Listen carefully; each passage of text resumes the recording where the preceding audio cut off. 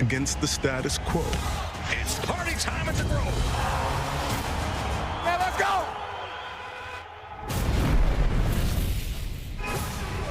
A conference rematch. Headed for the end zone. Caught touchdown. It's the Dogs' day. With everything on the line.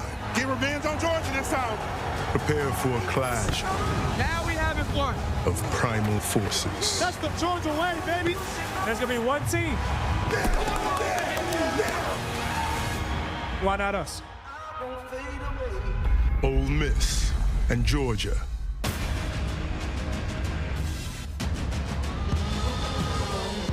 This is the All-State Sugar Bowl as we welcome you to the Ram Trucks kickoff. From Caesars Superdome in New Orleans, it's the last game of this quarterfinal round in this year's college football playoff. An all-Southeastern Conference matchup between the number 6 seed Ole Miss and 3rd seeded Georgia.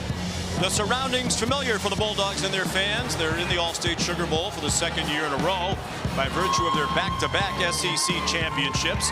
They're in the college football playoff for the 4th time in the last 5 seasons. The Dogs have won it all twice in that span, giving Kirby Smart one more national title than Pete Golding has games as head coach of Ole Miss. It's been a chaotic month for Golding and the Rebels since his promotion from defensive coordinator after Lane Kiffin left for LSU. He's guiding the Rebels in their first appearance in the college football playoff, and the Golding era of Ole Miss football is off to a great start. The Rebs rolled to victory over Tulane in the first round 12 days ago in Oxford. Georgia had a first round bye. The winner of this game will advance to the Verbo Fiesta Bowl to take on Miami. The other semifinal will be an all Big Ten affair between Oregon and the top seed, Indiana. They'll meet in the Chick-fil-A Peach Bowl. Good evening, everybody. Welcome to New Orleans. Happy New Year. Sean McDonough along with Greg McElroy. Delighted to have you with us. Certainly the drama surrounding the Ole Miss football program has been one of the biggest stories of this college football season. But Greg, it seems like Pete Golding has done a terrific job stabilizing the situation. The focus is on football.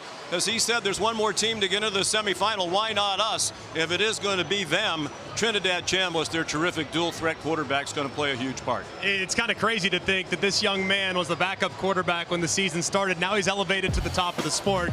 He's about as good a quarterback as you'll find. He is electric. He plays the game like a point guard, gets the ball out quick, very decisive, gets it around to all his different playmakers. But tonight, in what could be the last game of the year if they lose, expect his legs to be on full display. He's a terrific runner, very explosive in scramble situations, and design quarterback runs could hurt the Bulldogs tonight. These two teams played a wild game in the regular season in mid-October in Athens. Chambliss led the Rebels to touchdowns on their first 5 drives, but they wound up losing that shootout. Now in the last 4 games, the Georgia defense has only given up 2 touchdowns. The Dogs really improved on that side of the ball. What happened to make them better? Well, they just got more aggressive. I mean, that was the key. They were young early, and Glenn Schumann, the defensive coordinator, Kirby Smart, they acknowledged that. We were going to grow and get better as the season went along. The havoc rate, though, in the last 5 games gone up tremendously. The sacks are up, the tackle for loss are up, and as a result, they're getting off the field more consistently on 3rd down. They have really grown on that side of the ball. 2 terrific dual threat quarterbacks in this game. Chambliss finished 8th in the Heisman Trophy balloting. The Georgia quarterback, Gunnar Stockton, finished 7th. He's the model of efficiency. I mean, he is, first thing that jumps out is his toughness. I mean, he'll run through a brick wall if it means getting an extra yard. You gotta love his moxie. His accuracy is also terrific. But like Chambliss, a big part of his game is using his legs, especially in the red zone. He's got 8 rushing touchdowns, and against this Ole Miss defense that has at times been susceptible to the run, his legs could be a huge factor. He's a first-year starter, made his first career start in this building 1 year ago in the All-State Sugar Bowl, their quarterfinal loss to Notre Dame. He's led them to a 12-1 record this season. The only loss was in late September to Alabama in Athens. They avenged that defeat with a convincing win over the Tide in Atlanta in the SEC title game. They have an impressive resume, 4 wins against teams that were ranked in the final top 25. But they also had a number of very close calls that wound up in the win column.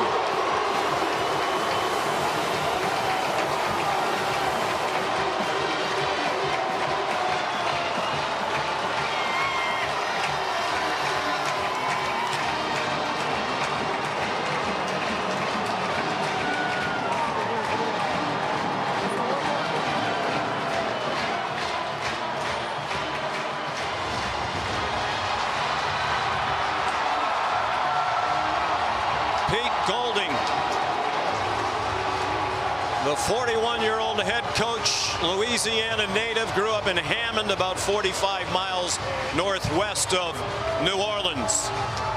Can only imagine what he is thinking and feeling as he leads this Ole Miss team onto the field in the Superdome.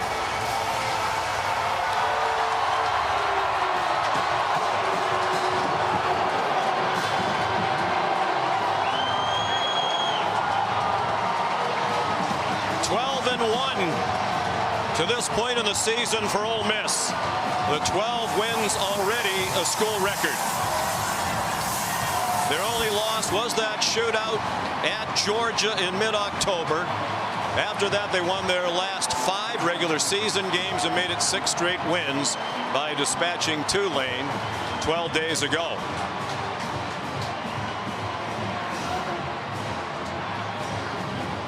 Final spot in the Final Four will be set when this one is over. Ole Miss and Georgia in the All-State Sugar Bowl in the College Football Playoff quarterfinal.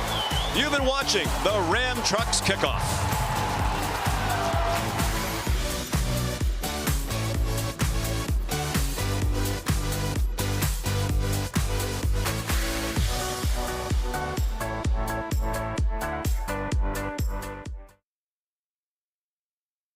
Georgia in the All-State Sugar Bowl. Captains are out at midfield. Here's a look back at that regular season game that we talked about in our Rams Spotlight. Ole Miss on a 2-yard touchdown run by Trinidad Chambliss took a 9-point lead into the 4th quarter, but it was all Georgia thereafter.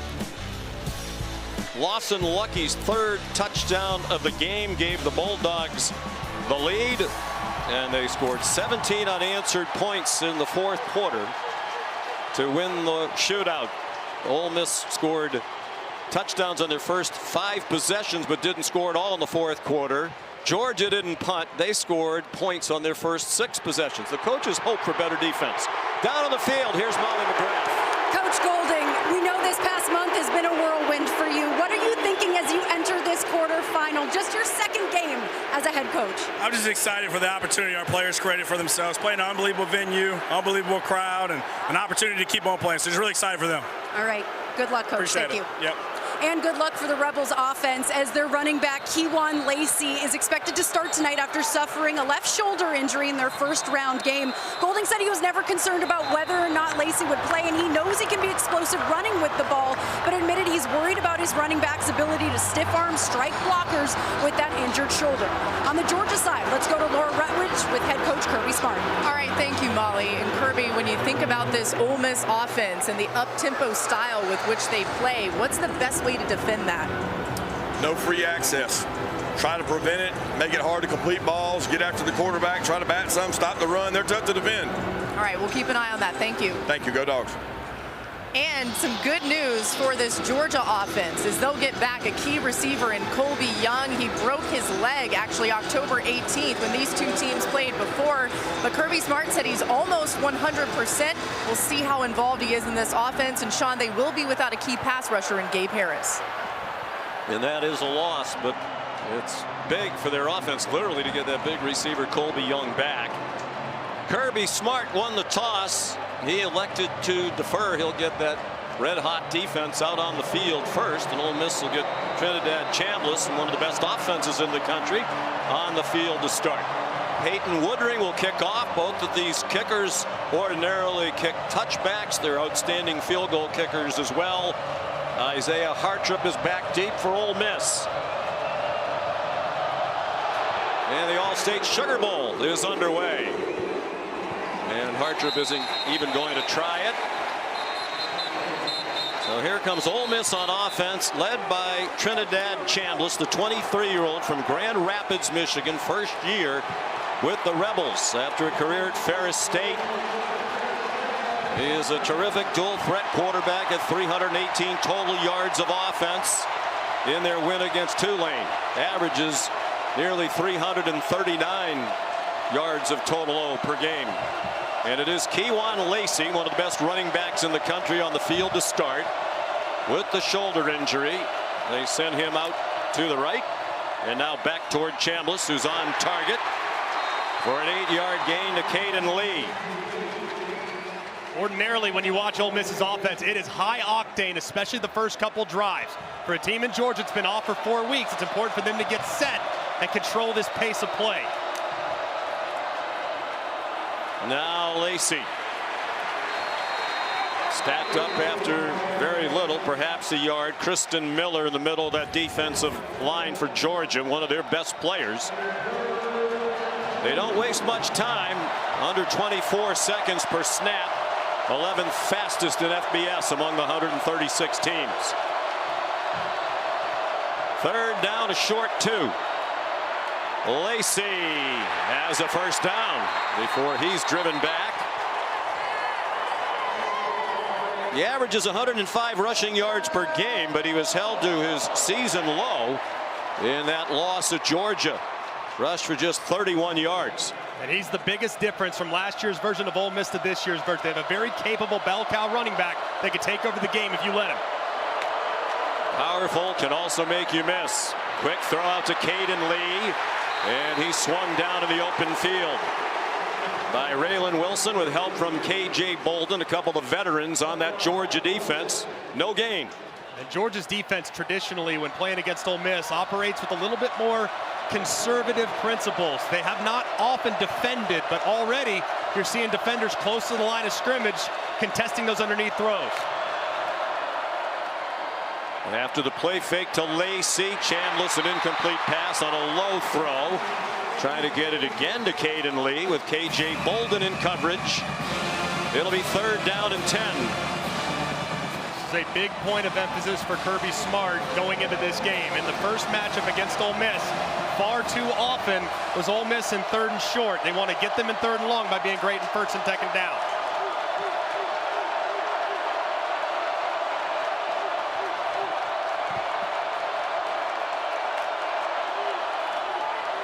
Chambliss given time. Aaron throw nowhere near. Dejon Stribling, who was the intended receiver and who has emerged as a standout down the home stretch.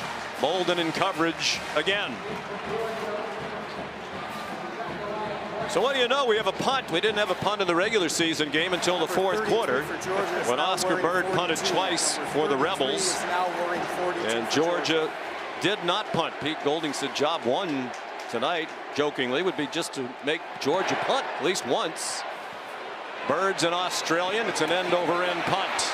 Zachariah Branch, dangerous return man, got yanked down at the 27-yard line. A 48-yard punt for Bird and a 12-yard return for Branch. The snapper, Carter Short, made the tackle. Here's Gunnar Stockton. Very accurate passer, nearly 71% for the season. And part of that, Greg, is they throw the ball short on a large percentage of their passes. Very efficient passing attack. Like you said, a lot of screens, a lot of underneath throws, a lot of bootlegs off play action. But one thing that Mike Bobo told us with Gunnar Stockton is he does a little antsy early in the game. And sometimes he needs to work him into the game plan with a quarterback run or a quick throw because his nerves can at times be a factor early in games. And as a result, Georgia has fallen behind early in games. They've shown the ability to come back time and time again. Stockton better as it goes along. Off to a good start here. Oscar Delp galloped out to the 43. He's one of the tight ends who were enormous for Georgia in the win over Ole Miss in October. And with the fake here, watch the effect that it has on the linebackers, and it just allows the tight end to just swoop right into the flat, right across the formation. Really well designed and easy pitch and catch. 16 yards. Delp and Lawson Lucky, their other tight end, combined for 9 catches against Ole Miss in that regular season game. They didn't combine for more than 4 in any other game. Both of them had their career high in receptions against the Rebels. Nate Frazier, the running back, he takes a swing pass with Delp blocking. And Frazier collared near midfield by Wydette Williams. A 7-yard gain. And now it's Georgia looking to line up quickly. They're trying to jumpstart the engine after a 4-week layoff, trying to get this offense going. Haven't played since that win against Alabama in the SEC title game on December 6th. Stockton dives head first for a first down. Just inside the 45-yard line. The redshirt junior from tiny Tiger, Georgia, in the northeast corner of the state, with a population of less than 500. They scored on every possession against Ole Miss in the regular season game. 5 touchdowns, 3 field goals. That doesn't include the kneel down to the end. Colby Young is on the field. He wears number 8. He's to the right of the formation. Hasn't played since injuring his leg on a flea flicker on the 3rd play of the game against Ole Miss. Stockton after the play fake, launching it for Branch, and it's incomplete, out of bounds. Well defended by Jalen Braxton. With Colby Young's return, it's so helpful to this Georgia offense, because if you look at their target share, so much of the attention has gone towards Zachariah Branch, understandably. But Colby Young is a more complete, more physical wide receiver, especially on red zone penetrations, 3rd downs. He's the guy that can win the contested catches. Stockton, the quick hitter to Branch. And that's well defended by the Rebels. They run Branch out of bounds inside the 44. Braxton again with Wydett Williams. And amplify your point, Branch, their leading receiver, entering tonight with 73 catches. That's 46 more than anybody else on their team. Dylan Bell is second. That 46 catch spread's the 3rd biggest for any team in the country. Only UConn and Cal had a wider spread between their top 2 leaders in receptions. Now you could take their 2nd, 3rd, and 4th biggest threat at wide receiver, combine their receptions, it still doesn't equal Zachariah Branch. Cass Jones, the running back, on 3rd down. Stockton running out of time, lofts it up for Jones, and it's incomplete. Kapena Gushikin had the coverage. Will Eccles put some pressure on Stockton. And Ole Miss has accomplished 1 goal. They have forced Georgia to punt. Until it leaves the foot, we'll just hold up for sure. But look here at the end, might have been a slight push there. I'm good with the no call, with the ball going way over the head, though. That was Suntarin Perkins who had the coverage. Ordinarily a defensive lineman. Brett Thorson. End over end punt, and they're well positioned to down it inside the 2. London Humphreys, a wide receiver, was there to catch it. Perfectly done by Thorson and Humphreys. Thorson, the Ray Guy Award winner, as the best punter in the nation this year. Timeout, no score. Each team's had it once. Each team has punted.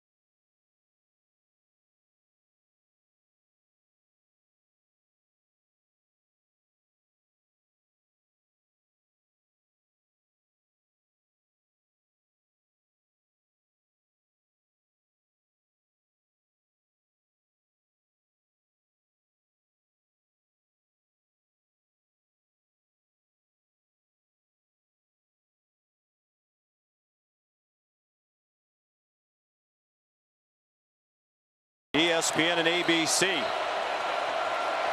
from their own 2-yard line. 2nd possession of the night for Trinidad Chambliss in Ole Miss. With Kewan Lacey, the running back.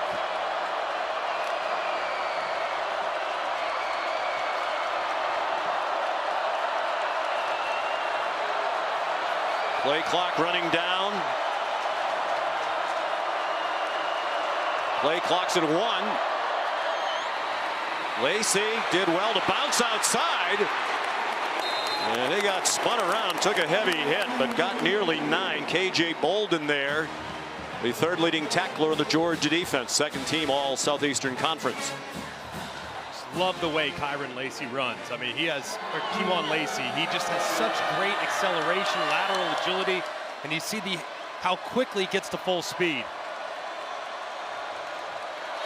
Lacey, one of the 3 finalists for the Doak Walker Award as the best running back in the country. He gets the call again. Bounces outside as a first down and much more. He delivered a stiff arm. It was dueling stiff arms. Stiff arms, probably his best attribute. He's so long. He's got long legs, long arms. He creates so much distance from the defender. As you can see right there off a defensive tackle, uses that stiff arm for momentum to the outside. And another at the end of the run on KJ Bolden using his healthy right arm. As Molly reported, it's his left shoulder that was injured in the win against Tulane. He has the brace on it. Play action pass. Chambliss takes the check down to Harrison Wallace.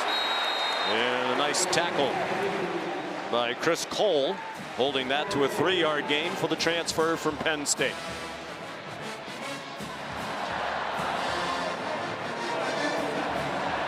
Logan Diggs is in at running back now. Back in his home state, he's a native of Louisiana. Lacey catching his breath on the sideline. Chambliss running out of time, swings it out for Diggs. Diggs breaks a tackle and got very near another first down. DeMello Jones whiffed.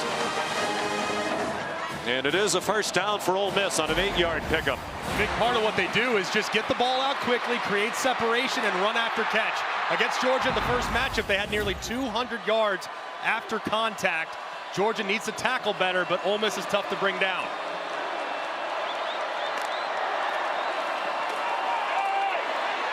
Another quick hitter to Trey Wallace.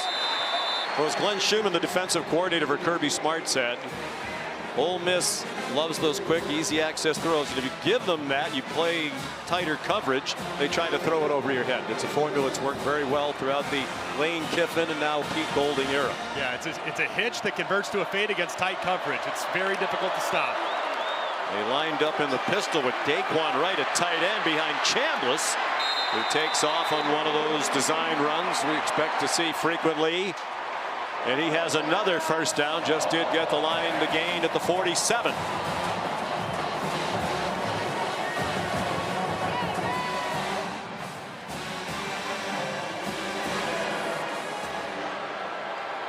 Diggs remains the running back. And now they send him out to the left. More than midway through the opening quarter, no score. Chambliss, lots of running room if he wants it. Throws instead, first down. Wallace across midfield. 14-yard gain. They're going to mark it at the 39-yard line of Georgia. And I love this play, just changing the launch point for Trinidad Chambliss. When those pass rushers know you're going to be in the pocket, it becomes very difficult when you start changing it and you make them guess where you're going before you throw it. Chambliss batted down. Knocked down by Quintavious Johnson.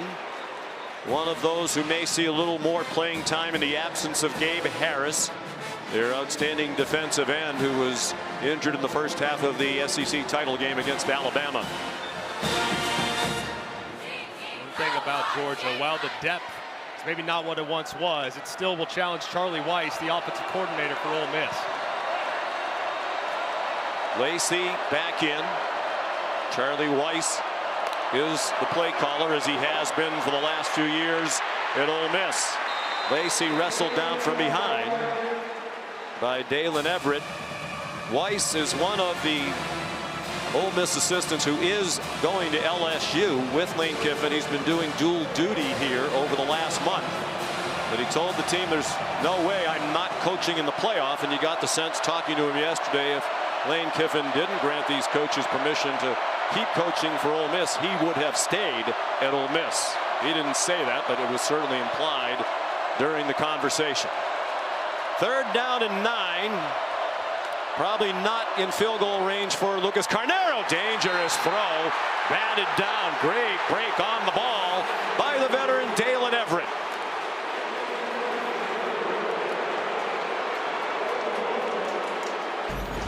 Everett had it sniffed out from the very beginning. Just perfect eyes. Right, maybe a touch early, but either way, well contested. And great anticipation there by the defensive back.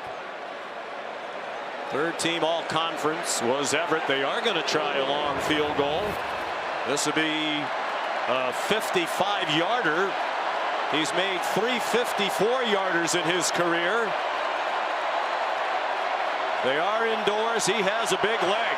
Lucas Carnero, that has all kinds of distance. And good.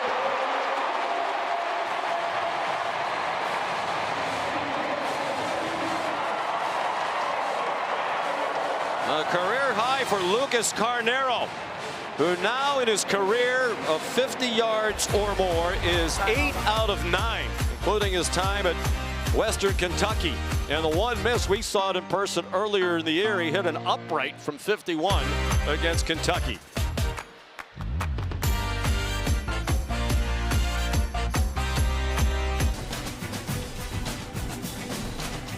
Aerial coverage brought to us by Goodyear. Tried, tested, proven legendary.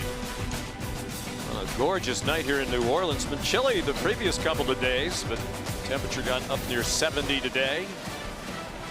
For all those who have come to this city for New Year's Eve last night, the Sugar Bowl this evening.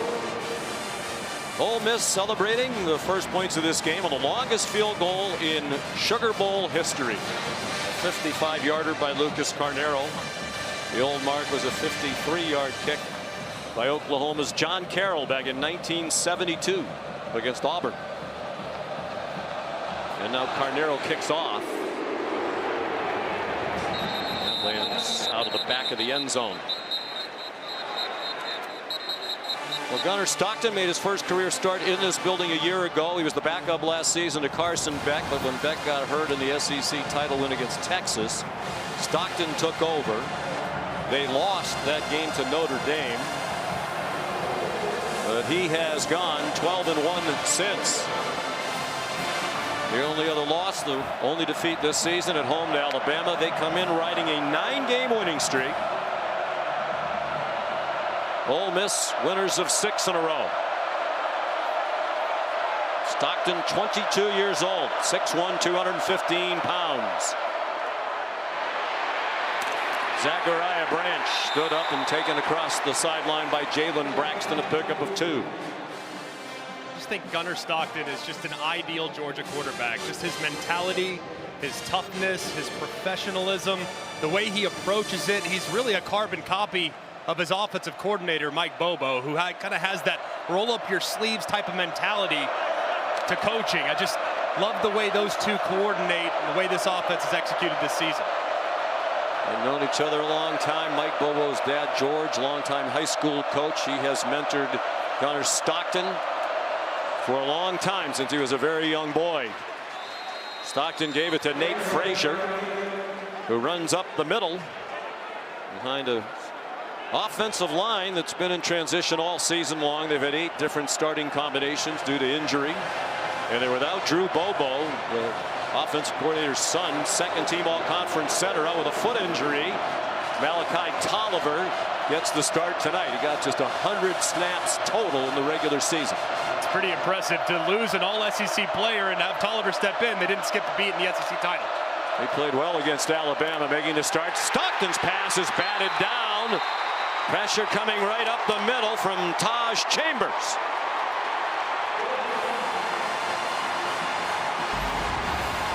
And this is what Ole Miss does. They want to bring pressure. They want to muddy things up and take advantage of Tolliver, the center. So they'll bring that pressure right up the middle.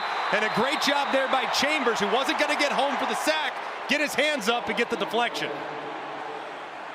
We talked about the improvement of the defense of Georgia down the stretch, but the same is true of Ole Miss. Thorson on the punt again. Second-rate guy, award winner in school history, the great Drew Butler, was the other back in 2009. Drew went on to a career in the NFL. Thorson will too. Harrison Wallace, a fair catch of a 48-yard punt. Ole Miss leading 3-0 in the All-State Sugar Bowl. Heir apparent to Jackson Dart, and Simmons started the year as quarterback. Chambliss came here anyway, thinking he might just be a specialty quarterback, maybe come in some run packages. Simmons got hurt. He is the quarterback, and he's one of the best in the country. He threw a dangerous pass there that got through to Dejon Stribley. Not a lot of people knew much about Chambliss coming out of Ferris State. He was ranked as the 60th quarterback in the portal and 843 overall, which tells you what those rankings mean. Well, we didn't know anything about him going into the Kentucky game, and Lane Kiffin said, hey, watch our backup. He can go. Here's Keywan Lacey off to a good start. Already more yards than he had in the regular season game at Georgia. And he runs for another first down with a 10-yard gain. You know, we met with Lane Kiffin before that game against Kentucky, and we just said, as we always do, anything else we ought to know? He said, yeah, wait till you see our backup quarterback if he gets a chance to play. Yeah. Reminds me of Russell Wilson. He got a chance to play in that game because Simmons hurt his ankle, and it's been Chambliss the starter since. Facing pressure right in his face, got it off, and a nice catch by Wallace. Trey Wallace to the 44-yard line of Georgia. Raylan Wilson brought the pressure, but Chambliss got it off for 22. And this is big time, too, because it looked like he was going to get hit, and for whatever reason, Raylan Wilson just held up, which allowed just enough time for Chambliss to get rid of it. Here's Lacey again. Already his 7th carry. That is 280 this season. That is the single season school record.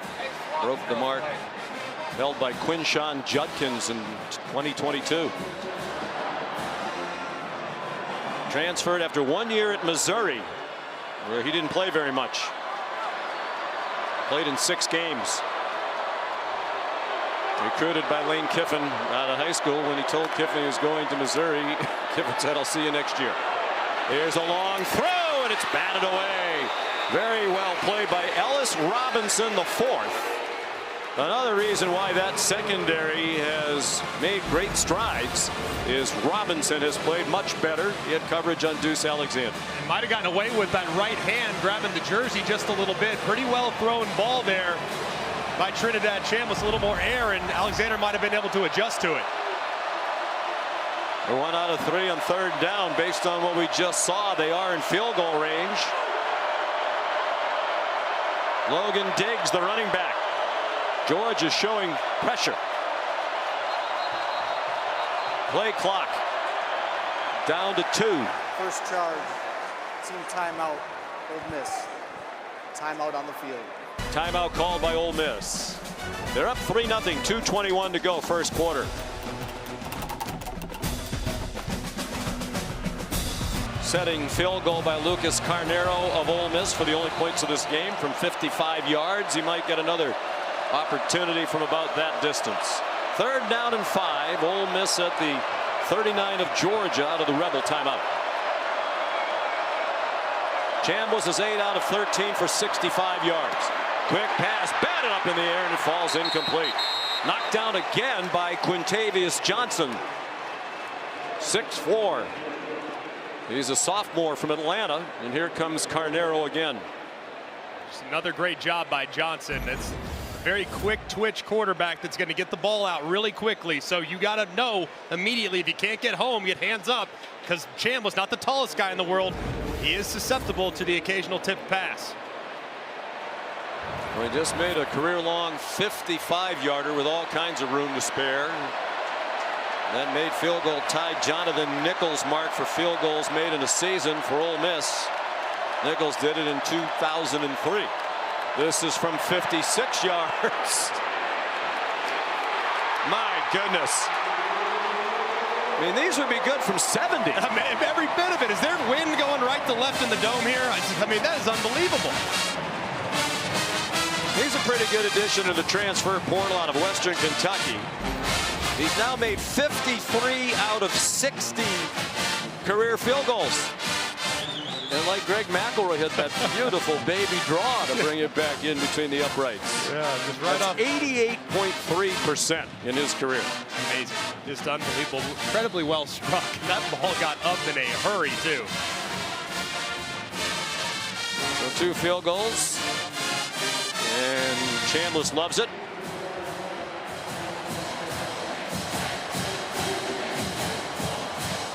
So it comes down to a field goal for either team.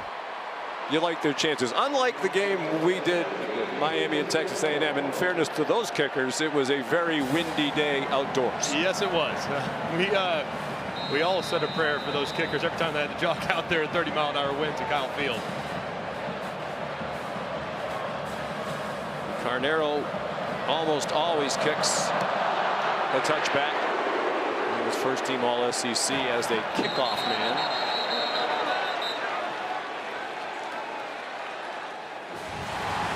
Well, Pete Golding said, job one. At least let's make them punt once. Georgia didn't punt in the Dogs win in Athens against Ole Miss in mid-October. They've already punted twice tonight on 2 possessions. Pete Golding is still calling the defense. He will remain the defensive coordinator going forward into next year. Most of the defensive staff is staying. Most of his offensive staff is going to LSU. Nate Frazier deep behind Gunnar Stockton. Frazier accelerates and bangs ahead for a first down to the 38. Behind a good block by London Humphreys, a wide receiver, 13 yards. That's the Georgia smash mouth football that we've seen in the Kirby Smart era. That time, a little slow developing counter to the outside, and the receiver, Humphreys, serving as a bit of a fullback. Everyone's got to get involved in the run game if you play for Kirby. Yes, if you want to play as a wide receiver, you need to block. Stockton under center again. Humphreys, the motion man. Frazier, who was excellent down the stretch, gets out to the 44. 6 more for the sophomore from Compton, California, who rushed for more than 100 in 2 of their last 5 games. One thing that is really effective for Georgia is their use of tight ends. This is 13 personnel, 3 tight ends, 1 wide receiver, 1 running back, and that was a formation and personnel grouping that will give Ole Miss some fits. It creates extra gaps in the run game, and they're also excellent off play action. All those tight ends can catch the ball. Dylan Bell went in motion. Play fake to Chauncey Bowens. Stockton, 3-quarter throw. Colby Young, a diving catch. Welcome back, Colby Young. First down, Georgia at the Rebel 43. How about Gunnar Stockton taking a little page out of Matthew Stafford's playbook, throwing a round dottery in the extension of Young. Unbelievably strong hands to reel that in. He's a senior from Binghamton, New York. Started his career with 2 years at Miami, hoping to play against his former team in the semifinal.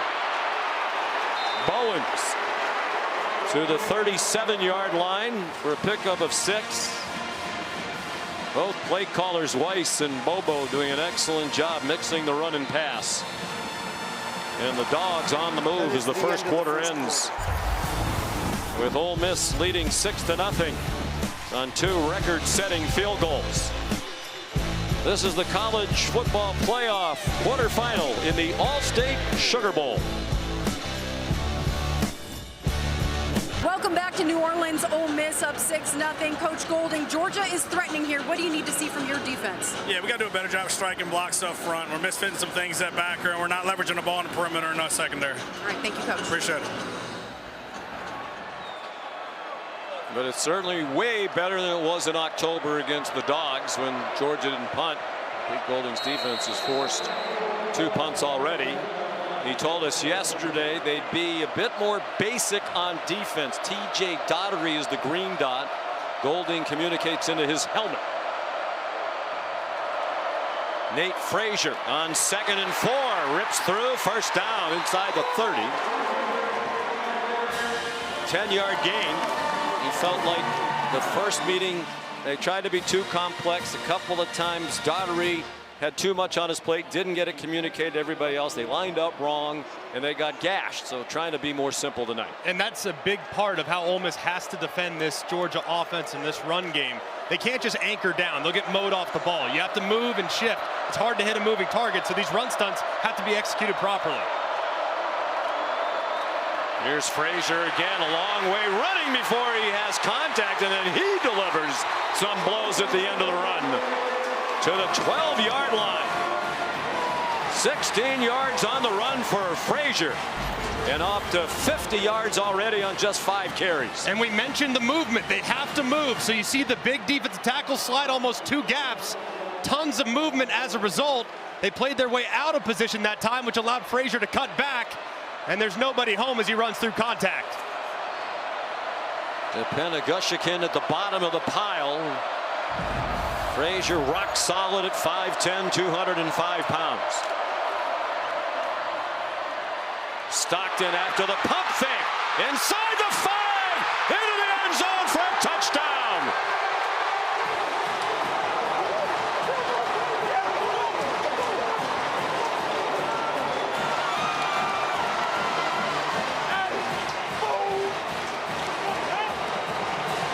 Gunnar Stockton's 9th rushing touchdown of the season.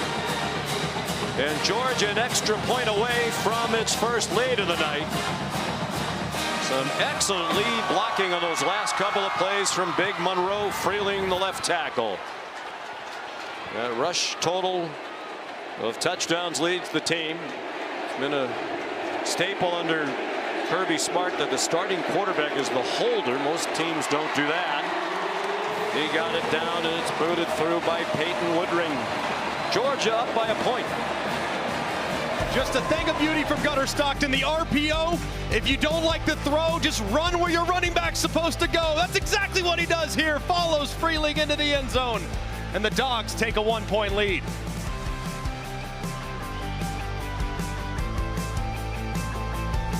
Much looking like the best team in the country. Peyton Woodring kicks off. Not surprisingly, a touchback. This is so well done. It's time now for Chick-fil-A moves on the field, and it's Gunnar Stockton. This is a run play. It's just an RPO. It's designed to be hit right up inside. But what do? They cover it beautifully. They decide to go out. You have man-to-man right here, covering the tight end on the flat. So what do you do as a quarterback? You say, forget about it. I'm going to take it myself. If you don't like the RPO, go where the running back's supposed to go. That's what they tell him. And Sherry Stockton, Gunnar's mother, has to love what she saw there from this quarterback. Herself an athlete, played some college basketball. First down, Chambliss out slinging on target. Winston Watkins, true freshman, got 7. Here's Laura Rutledge. Well, Sean, a developing story down here on the Georgia sideline. Raylan Wilson, who is a key piece on this Georgia defense, a communicator, the linebacker, has been taken into the locker room. He was pointing to his right lower leg, having some issues there. He was on the bike for a little bit and then trying to stretch it out. All right, Laura, there he was on the bike. Veteran player, their second leading tackler, junior from Tallahassee. Keywan Lacey got 2, came up just short of the first down. Third down and a short yard. 1 out of 4 on third down. Lacey in trouble. Lunges ahead. One of the best in the country at forcing missed tackles.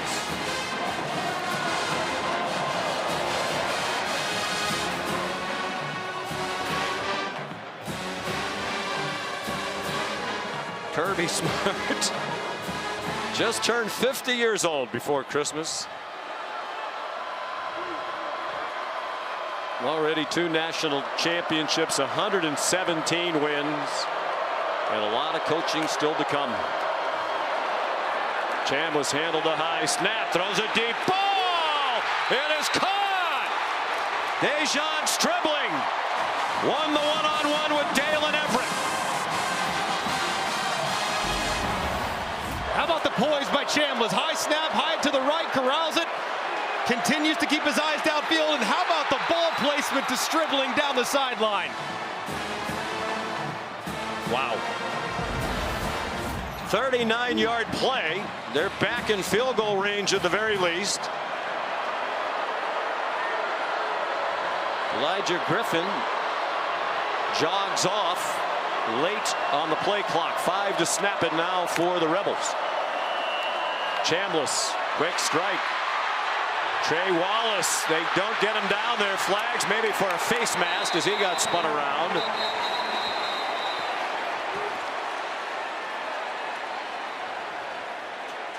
Nine-yard play and perhaps some tact to the end. Jeff Cervinski is the referee. It's a Big Ten officiating crew.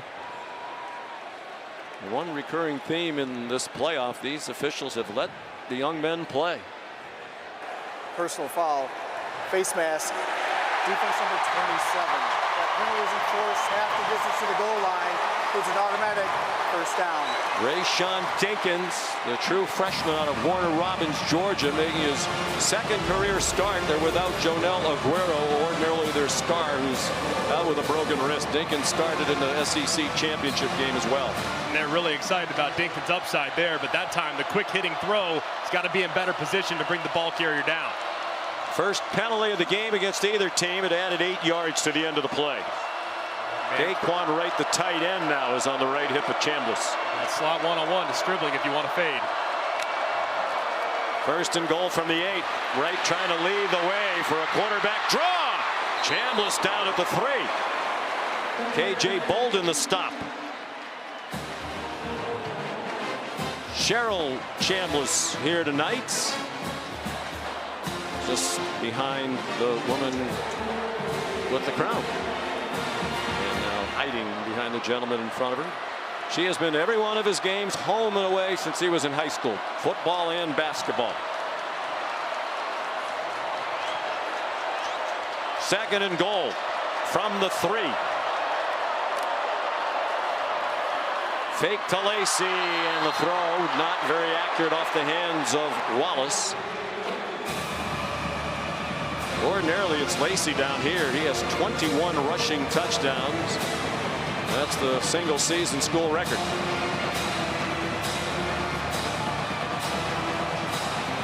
Probably acknowledging field goals probably not going to win this game if you're Ole Miss. If I'm Pete Golding, I'm telling my offensive coordinator Charlie Weiss Jr., hey, you got 2 downs to get it here, 3 yards.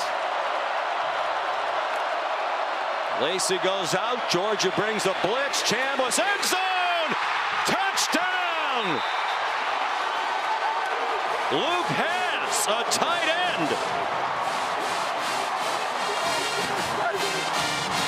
Just his 3rd catch of the season and his first touchdown.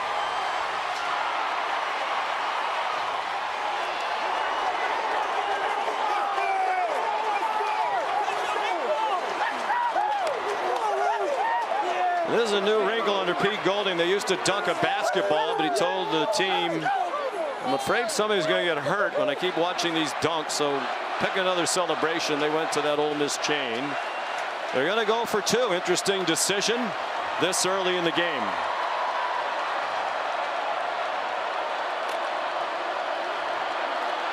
Chambliss looked like a designed run. He had nowhere to go. I'm surprised by that. You don't usually see teams go for 2 this early in the game. Yeah. And Pete Golding says he doesn't really rely much on analytics. I'm okay with it, to be honest with you, just because you're probably acknowledging, hey, that 1 extra point could be massive when you take into account everything moving forward. And the touchdown was a thing of beauty. It was pretty well defended by Georgia. You could see Daquan Wright sliding into the flat, but there was a defender there in DeMello Jones ready to pounce. So he has to go to number 2 and throws a perfect strike to Haas right between the 2 defenders. That was really well executed on the sprint right option by Trinidad Chambliss. If you had Luke Haas scores the first touchdown of the night for Ole Miss, you win a lot probably. Terrific start for Chambliss. 12 out of 19 passing for 123 on the touchdown.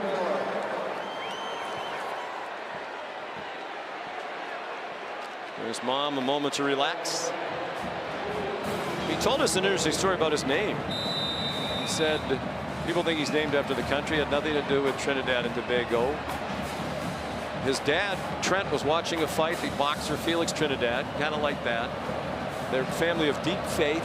The mom, if they had a daughter, wanted to name her Trinity for the Holy Trinity. So when he came out, he was a boy. He's Trinidad. And a very impressive young man. With more on him, here's Molly. Well, Sean, this is Trinidad Chambliss' first ever time playing in an NFL stadium. He said the biggest challenge is finding his mother, Cheryl, in the crowd. He prays with his mom before every game. Told us it was much easier to find her in the crowd at Ferris State. Now at SEC stadiums, NFL stadiums, it's logistically more difficult. But he said that they were going to come up with a game plan because this tradition is important to him. They've done it every single game since high school. Sean. Close family. I think mom has been told she's been on national TV. Nate Frazier. He runs hard for 6 more. This offensive line, too, for Georgia really settling in. You can kind of tell first couple possessions wanted to get the quarterback going. And then after a lack of success, now they're really allowing the offensive line in the run game to come to the forefront of their offensive plan.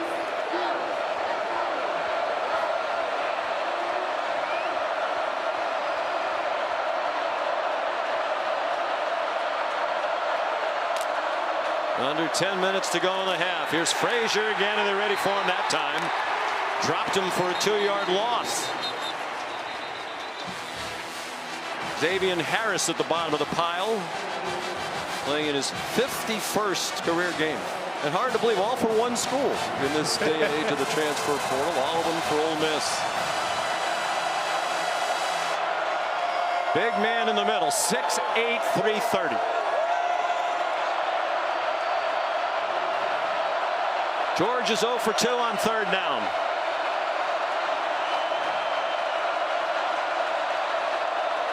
Cash Jones in on 3rd down, as he often is. They hand it to him. He turns the corner. Looked like they might have gotten a piece of his face mask as he went around the corners. His head snapped back a bit. No flags, but it is a 1st down on an 8-yard run for the 5th-year senior from Brock, Texas. It's not often a run play on 3rd and medium, but when you have a good look, you have 3 guys on the left side of the center. That means you have blockers for all 3 defenders. You just got to beat the safety to the spot. They actually whiff on Chambers, who's able to get to the outside, but Jones, too much speed, he converts.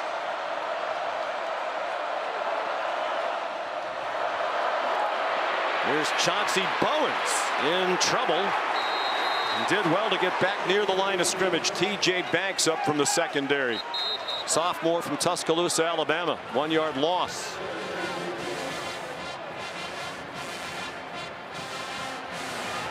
Early in the year, we had Ole Miss. Pete Golding talked about coordinating the defense to try to hide a lot of deficiencies, particularly in pass coverage.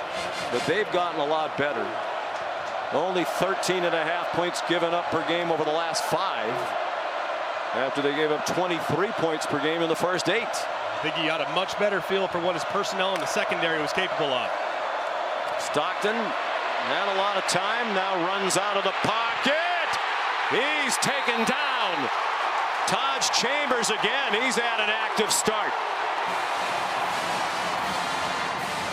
That's a sack and a 2-yard loss. Pete Golding's defense, he loves to rush just 3 guys throughout the game. He does rush 3, drop 8 about as much as anybody. Did it again there. They still got home, but it's a coverage sack there. Would anticipate much of the same here on 3rd and long.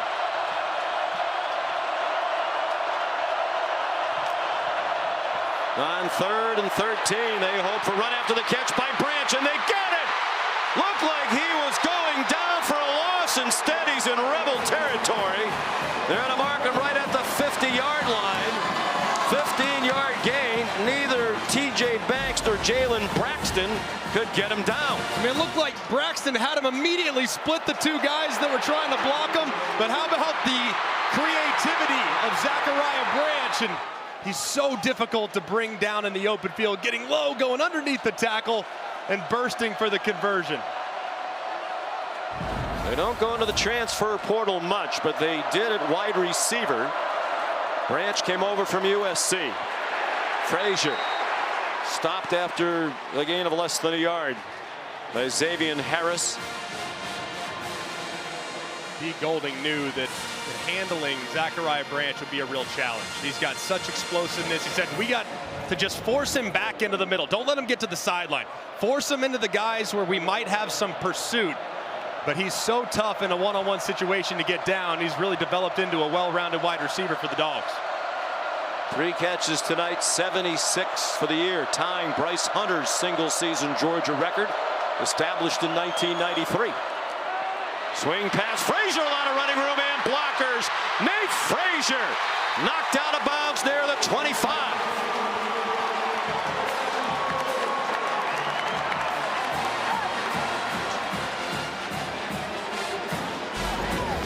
These wide receivers do such a great job. Ball's coming out really quick for Gunnar Stockton, but it's all about the wide receivers getting blocks at the second level. Dylan Bell secures the edge. Oscar Delp's out there as well. Just perfectly done, attacking the outside shoulder by Bell and allowing his back into the open field. 24 more yards for Frazier. Josh McCray comes in at running back now. Transfer from Illinois. Dylan Bell, the motion man. McCray dumped back at the 27 by Will Eccles. Sophomore from Houston, Mississippi. First team all conference this year by the media, third by the coaches. I think he's their best guy up front too. While coming into the season, everyone was talking about Xavier Harris. It's been Eccles that week in and week out has been very disruptive along the front. George is in field goal range with under 5 minutes to go in a very entertaining first half.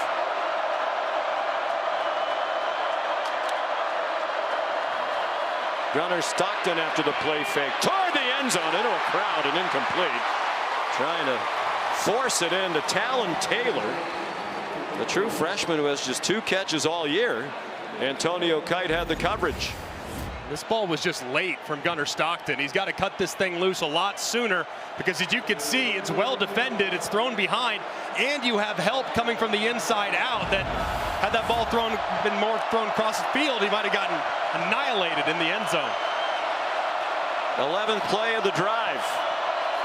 They're 2 out of 2 on third down in this possession. Cash Jones back in at running back. Stockton sidestepped the rush. He got blasted as he got it to Cash Jones. Cash Jones down at the 1-yard line. Stockton got leveled by Taj Chambers, but got it to Jones, who has them on the doorstep. 26 yards. Unbelievable toughness here by Stockton. Got crushed. Now he punches it in for the touchdown. No after effects of that big hit. And he is all kinds of fired up. He has scored both Georgia touchdowns. And Kirby Smart is just going to kick an extra point here to try to take a 2-point lead. But we've seen him take some shots. You remember the end of the game against Texas when he came in for Carson Beck. He took a huge hit. Beck had to come in and hand it off for what turned out to be the winning touchdown. His last act as a Georgia quarterback. Extra point good by Peyton Woodring. He's never missed one. Nor has Carnero. I said on the onset that the first thing you notice when you watch Gunnar Stockton is his toughness. And this is the play a moment before he punches it in for 6. Watch this hit. Knowing he's going to get blasted, takes a shot. First thing that hits is nearly the back of his head, but he pays it off. And he is fired up with his teammates after a 75-yard touchdown drive. Pete Golding fired up with his defense. As we said, he's still the defense coordinator in addition to being the new head coach. And it is a change for him. He was the defense coordinator upstairs, coached from the box for the most part earlier in his career, was on the field. But he's had to adjust to a number of things. including remembering that he has to be involved in the offense. He is going to be the defensive coordinator next year. He told us yesterday he reached out to Brent Venables, the outstanding coach at Oklahoma, one of the best defensive minds in all of football. Venables has kind of gone in and out of being his own defensive coordinator at Oklahoma. And Venables told him, I think you should do it. You know, you're great at it. You might give it to somebody else, and then you might not like the way it goes, and then you damage relationships. So he's going to do it going forward. Isaiah Hartrup, a fair catch. Here's Molly McGrath. Well, Sean, I was standing behind the bench area listening to Pete Golding, motivating his defense. I can't report most of what he said, but he told his players, we work too hard for you to play like this. You're making simple mistakes, fundamental mistakes. In a game like this, you have to do the easy things well. And he finished with, make your layups. Guys. Well, he's a fiery guy, and the spicy language is nothing new to him. No. One of the good guys in college football. So happy for him. He's a great man. I'm really happy for him. Said he didn't necessarily want the opportunity, like you said, Sean, but now that it's here, man, he's fired up to be the head coach of the Rebs.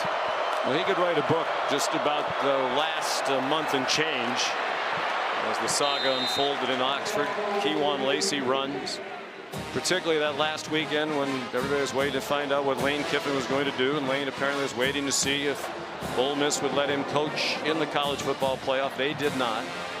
Pete Golding said, I didn't have much interest in being the head coach, but then I heard some of the names of other people they were considering, and that didn't thrill me to coach for them. Our team needed a coach, so he took it. Lacey gets him a first down. Then he said the hardest part at the very beginning was recruiting the coaches. Who's staying? Who's going? Okay, if you're going, I need to hire coaches to replace you. And the high school signing day was a day or two after he became the head coach. It's incredible. He talked for, what, a half hour yesterday just about all the logistical things he had to deal with? And it was captivating. I mean, it was like a storybook drama playing out right in front of him. But I think he's really stabilized things, got a good staff coming in. They'll be in great shape going forward. Down by 2, Chambliss, nice catch. Deuce Alexander to the 42-yard line. Well, a number of the coaches are leaving, including Charlie Weiss Jr. It was huge that he remains the play caller. And what a, as he said, weird and emotional time it's been for him. Doing double duty. He said it's a dream come true to coach in a college football playoff, especially against Georgia and defensive minds like Kirby Smart. There's a fumble. Picked up by Dalen Everett. Touchdown, Georgia.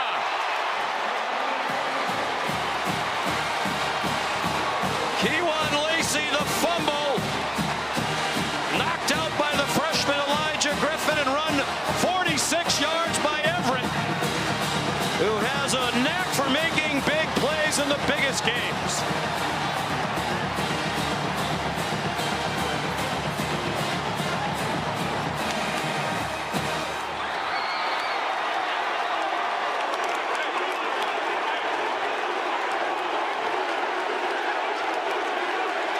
Senior from Norfolk, Virginia, playing in his 55th game for Georgia. His 41st start over 3 years. And a late man coming on for the extra point. Center judge steps in case Ole Miss wants to substitute, and wisely they do. And they'll take their time trying to force Georgia to use a timeout. And they have to.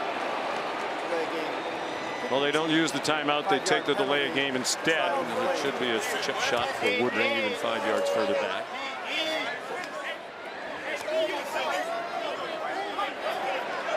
Dalen Everett has come up big in some SEC championship games, and now in the right place to pick up the bouncing ball. Kirby not very happy with the sideline. Lack of discipline on the right personnel on the PAT. Shouldn't be an issue for Woodring.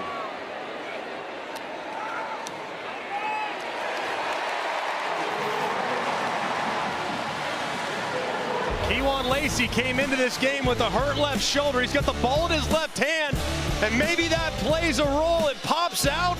Everett's there to scoop it, and he's out the gate. It was the Dogs that made the mistake before the end of half last year against Notre Dame. Right now, the Rebels are in a hole.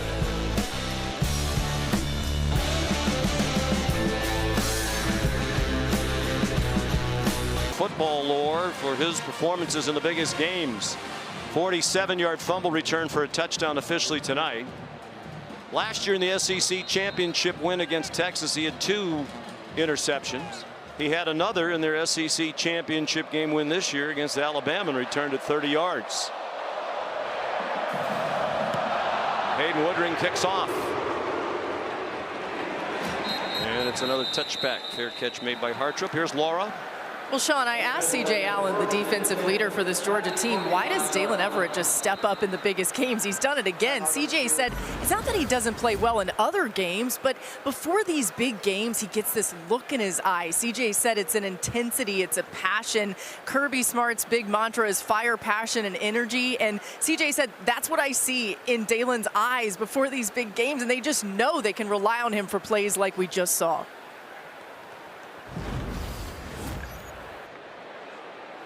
And they have a 2-score lead now after the defensive touchdown by Everett. There's an injured Bulldog on the kickoff. Cole Spear, an important special teams player. It's the first defensive touchdown this season for Georgia.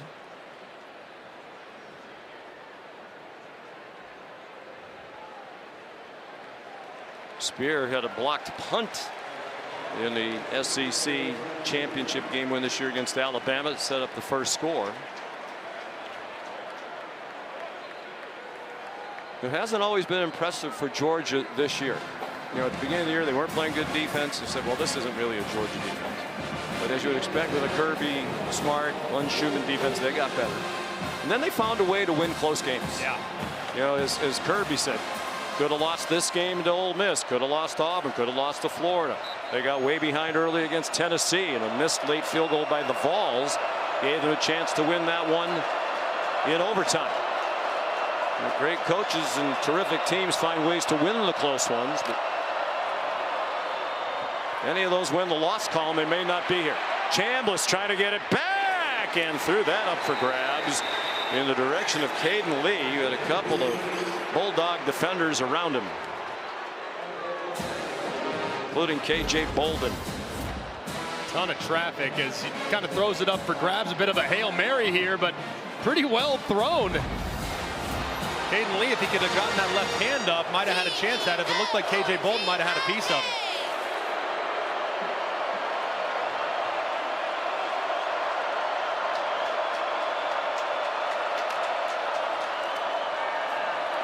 Chambliss, after the fake, fired it to Deuce Alexander for a 7-yard gain. Everett another play for the Georgia defense as we approach the 2-minute stoppage.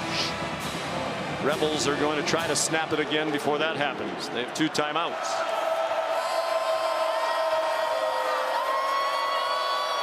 Now they may not snap it. Chambliss strolling toward the sideline. 2 minutes to go in the first half. Georgia leading 21-12 in this college football playoff quarterfinal. This is the All-State Sugar Bowl.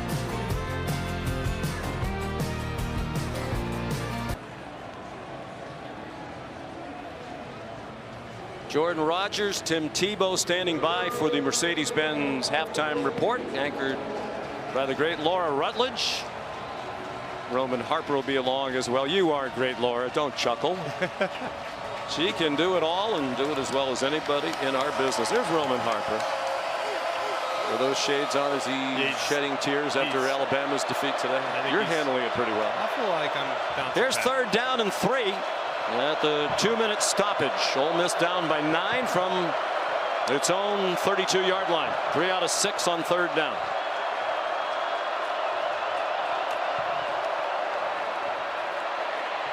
Chambliss dropped.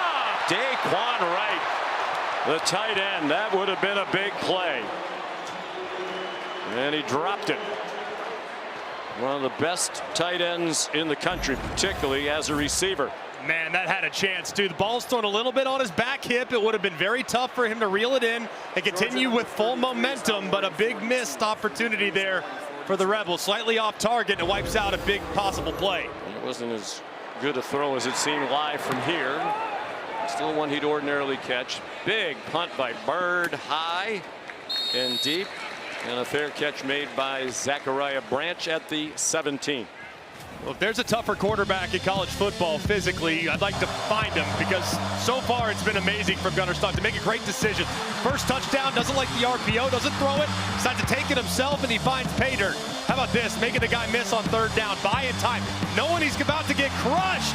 Doesn't matter, keeps his eyes downfield, finds Jones, who gets it inside the 1, he pays it off. A moment later, most quarterbacks will be looking for oxygen on the sideline. Gunnar Stockton's in there saying, give me the ball and let me push it to pay dirt. Yeah, we would have seen you in spring practice. Yeah, maybe not that soon. It didn't start well, which has been a recurring theme for Stockton and Georgia. A couple of 75-yard drives the last 2 possessions. We'll see how they play it. He tried to take off running and he got dropped for a loss by Will Eccles back at the 15.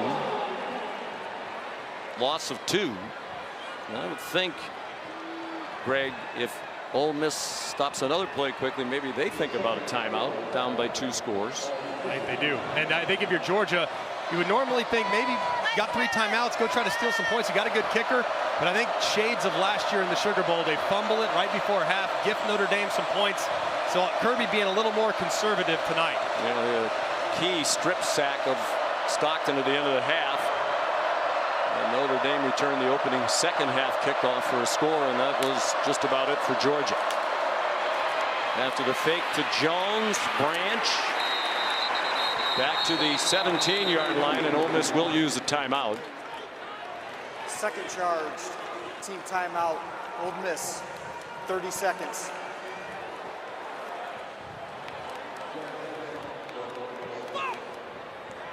Well, Greg, it's about what we expected. You know, the key factors for the most part, these 2 dual threat quarterbacks both doing what they do. And it's hard to say with 21 points on the board for one team that the defenses are a lot better than they were in the regular season, but obviously 7 of those points scored by the defense. Defenses are a lot better. They are. I think they've taken strides. I think if you're Ole Miss, you're looking at it right now and saying, hey, there were 2 big third down conversions that were executed by Georgia because we didn't tackle very well. So they got to adjust the way they're leveraging the football. They got to tackle better in the second half, and they got to be more disruptive with the front. And then if you're Georgia on defense, keep doing what you're doing. You're clearly starting to get home, and that pass rush is getting a little better. And maybe you can force Trinidad Chambliss into throwing it up for grabs like he did on the last possession. In a close game, it's the mistakes that hurt.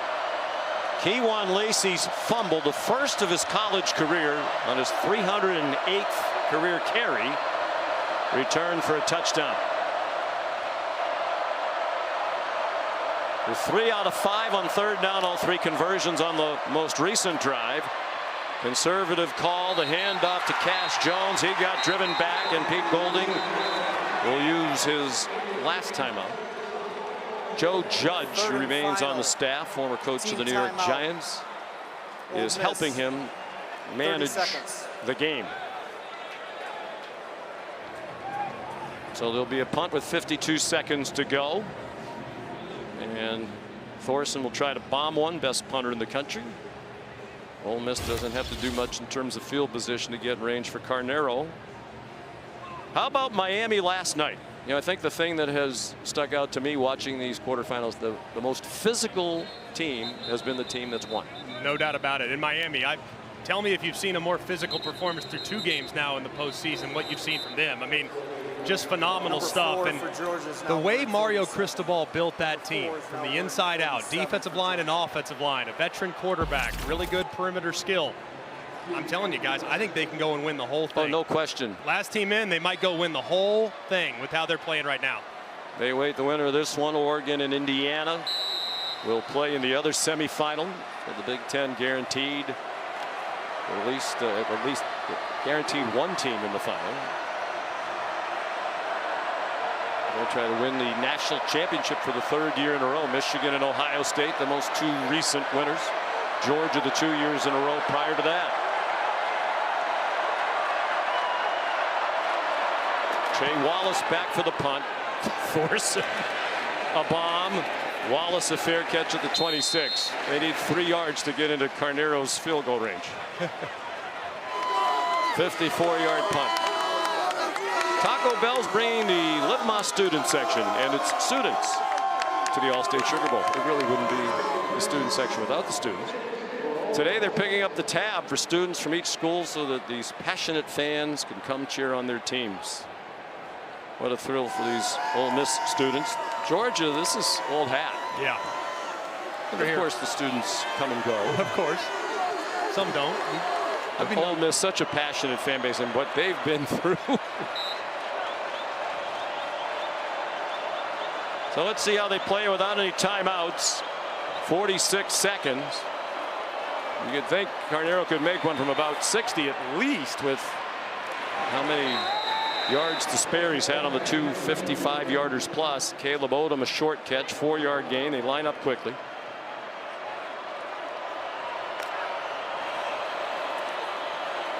Chambliss throws, caught, and then a big hit up high. Caden Lee bounces right back up. A flag is thrown on Ja'Cory Thomas. And good to see Lee get right back up, because that looked nasty. Ja'Cory Thomas saying, hey, I didn't lead with my helmet. I hit him with the shoulder. The officials are conferring about a possible targeting, one would assume. Massive collision right there. Ruling on the field is a completed catch. Personal foul targeting defense number 20. 15-yard penalty is added to the end of the run. Includes an automatic first down. Number 20 is disqualified from the ball game, and that play is under further review. Now the replay official, Mike Conlon. Let's bring in our rules expert, longtime SEC referee, Matt Austin. Matt, what do you think? Yeah, Sean, this is unfortunate for Georgia because he does attack with force. He puts his shoulder right into the face mask of the receiver. In my opinion, he's defenseless. So you're saying it's targeting? So I think it is targeting, yes. Yeah, I think the big thing is, do you have the indicator? And that's the thrust. Right there, you see the thrust. And it's difficult there because Caden Lee's kind of being pulled down to the ground. So that's what they have to determine, because he's defenseless. So you need to have the thrust or the forcible contact to the head or neck area. And this is a huge verdict, and here it comes. Of targeting. Number 20 is disqualified from the ball game. First down and 10. And Mike Conlon agrees with the on-field officials. We're among the best in the country. That's why they're here. Greg McElroy and Matt Austin concur. So that's a big loss. I mean, they're already playing shorthanded in the secondary. Jonel Aguero, as we mentioned, ordinarily a starter out with a wrist injury. They've played much of the year without Kyron Jones, who was a key contributor in the secondary. And now that gets them to, you would think, at least with a try a field goal, it would be about 59 from here.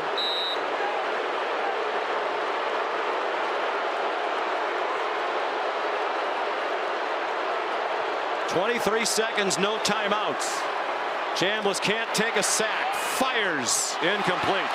A little bit behind Wallace. Dalen Everett there again, as he has been all night long. One thing you got to remind your quarterback, if you're Charlie Weiss, is clock operation. You do not have any timeouts. So anything that's tackled underneath the sticks, you have to get up there and clock it immediately. Obviously favor the boundary. You would think Georgia would defend that. So if you got to work the middle, make sure you alert everybody on offense that a spike is coming. Kirby Smart's teams always excel in game situations. They drill it over and over again. They brought a blitz, picked up, and that ball's dropped by Caleb Odom. A couple of drops by tight ends to the chagrin of Pete Golding. That was a bad one there too, because now it becomes you got to work the sideline now, right in the breadbasket, because you can't spike it on 4th down. So you have to work the sideline, and you got to be anticipating maybe some pressure from Georgia, see if they can knock you out of field goal range with a sack.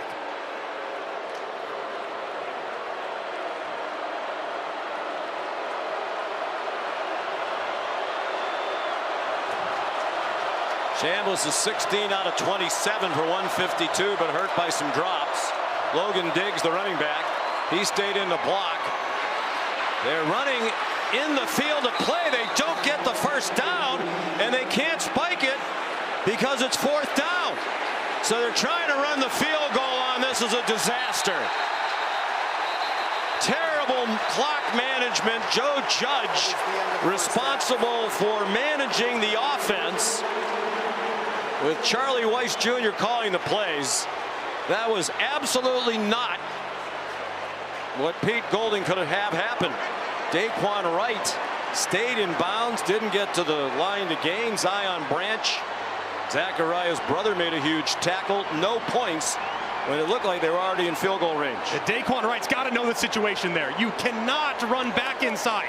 You have to get out of bounds. Get what you can get out of bounds. Give your kicker a chance. He catches it right here. Go get 4 or 5. Now you got bounce right there outside. Said he turns it inside, and it costs him 3 points. Here's Molly McGrath. Coach, what are your thoughts on the clock management at the end of the half there? No, I mean, we're trying to run a blood play out of bounds. Obviously, to kick the field goal, kick cut back, could have been in a bad position. Down by 9, what will you say to your team in the locker room? No, I mean, we just got to take one play at a time. We got to do a better job tackling and leveraging the ball on defense. Got to take care of the ball on offense and finish drives. A lot of football left. Thank you, Coach. Laura. All right, thank you, Molly. Kirby, what did you see there at the end of the half, the way it ended? Well, we didn't do a very good job offensively of, number one, being aggressive or blocking their TT stunts. But, you know, they out-executed us there, and then we came back and were able to stop them, got some pressure. They had no timeouts, so that helped us. All right, thank you. Thank you. Sean. Teams typically don't beat themselves. Right now, Ole Miss really doing damage to its chances. Our score at the half is Georgia 21, Ole Miss 12. We'll send you to the Mercedes-Benz halftime report after these messages.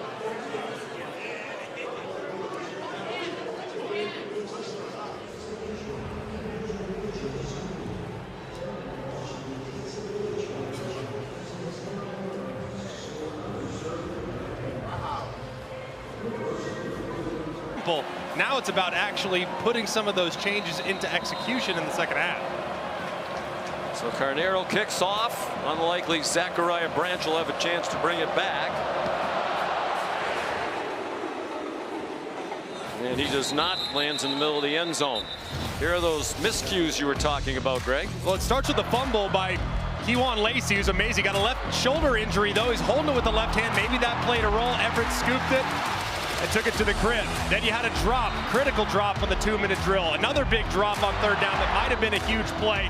And then the end of half clock management, huge problem. Daquan Wright turns it back inside. They have no timeouts remaining, and the clock expires before they can get the field goal unit on. He's got to take what he can get and get out of bounds. Just really poor clock management there down the stretch by the Ole Miss offense. And you would think that would have been communicated to him and the rest of the offensive huddle by Chambliss through the coaching staff. Here's Gunnar Stockton on the first play of the second half, looking deep down the field, and that pass is batted down. Xavier Harris dropped into coverage, and you were really, to me, in field goal range. I mean, I know it would have been about a 60-61 yard field goal, but the 2 55-yarders plus Carnero made went through with plenty to spare. So they had to know, hey, we're just trying to get him 4 more yards, get out of bounds. Yeah, piece of cake. And I think that's one thing that's a little bit lost from time to time when you're a no huddle operation. Usually in the huddle, that's when the quarterback can reiterate those points. And when you're living at the line of scrimmage, you don't always get to talk to the guys about the situation, the down and distance. Pete Golding will be asked about that. Here's Gunnar Stockton taking off running. And the try for 2 early in the game, you don't see that very often. He said he's not driven by analytics. He's going to coach those kinds of decisions, Pete Golding, more by feel. But in my experience watching college football, more often than not, when you do that early in a game, you regret it. And if they had 1 more point, it'd be a 1-score game right now. 100%. And I'm sure that that was probably weighed into the fact that the defense might struggle to stop Georgia tonight, so they need every point they can get. But I agree with you, it stalled some momentum after a promising drive. Georgia trying to convert on 3rd down and 6. They were 3 out of 6 in the first half. They have their 3rd down back, Cash Jones, out there. Design run for Stockton, and he got ripped down by Will Eccles. So after the dreadful start to the first half for Ole Miss, that's a great way for the Rebels to begin the second half, forcing a quick 3 and out. And this is something Georgia had success with early in the first half, third and medium runs, where there's just 3 guys on the left side of the line. They run it, and instead this time Ole Miss makes a guy miss, and Eccles drops him for the stop. So Brett Thorson to punt for the 4th time, 4 more than he did in the regular season game between these two. He didn't punt in the Sugar Bowl last year. He injured his left knee in the SEC title game against Texas and had surgery. Another beauty, a fair catch made by Harrison Wallace III. 50-yard punt. Here's Molly. Well, Sean, Ole Miss head coach Pete Golding addressed all of those first half mistakes that you mentioned in the locker room. He told his team the last time we saw them, we were up 9 entering the 4th quarter, and it didn't go our way. A 9-point deficit is nothing. And if we fix those mistakes, we can control this game. And Golding said he spent the half trying to instill confidence in his team after all of those uncharacteristic mistakes. Sean. And what he said is true. They had the 9-point lead heading to the 4th quarter in Athens in October and lost it. Trinidad Chambliss said we felt like we should have won the game. And Kirby Smart didn't disagree with that when we visited with him yesterday. He felt the Dogs were fortunate to win. Chambliss 17 out of 28 for 160 and a touchdown in the half. Had those 4 drops, back shoulder throw, and a good catch made by Dejon Stribling with fellow #1 Ellis Robinson in coverage. 19 yards. Early in the game, Georgia was getting some of those free access hitches. Now they're playing up, and he throw the back shoulder fade adjust.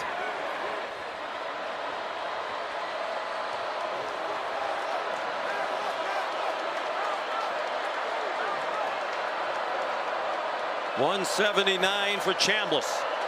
He had 7 games of 300 plus in the regular season, and bear in mind he didn't start till week 3. Kewan Lacey, the Georgia Bulldog, lost a helmet. Kristen Miller playing without his hat. Number 52. Well, he'll have to come out for a play, and that's a big loss. I think he's upset. He feels like it might have been hands to the face from the opponent that knocked it off. Usually it doesn't come flying off by itself. He's a big boy, and for some of the challenges they've had at times with consistency early on, he was the steady piece on the interior of that defensive line.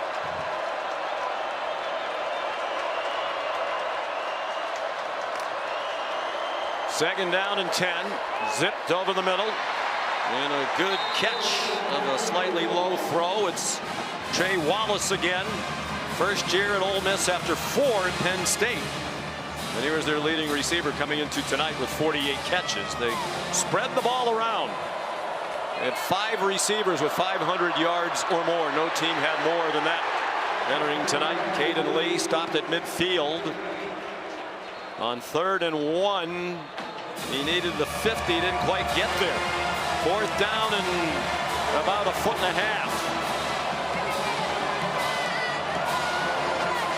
They're going to go for it. Ole Miss loves to utilize direct snap runs, quarterback runs. I would expect for whoever to catch the snap to carry the ball. They went for it a lot on 4th down under Lane Kiffin over the last few years. It is a direct snap, and it got stuffed. Kewan Lacey driven back, and Georgia takes over on downs.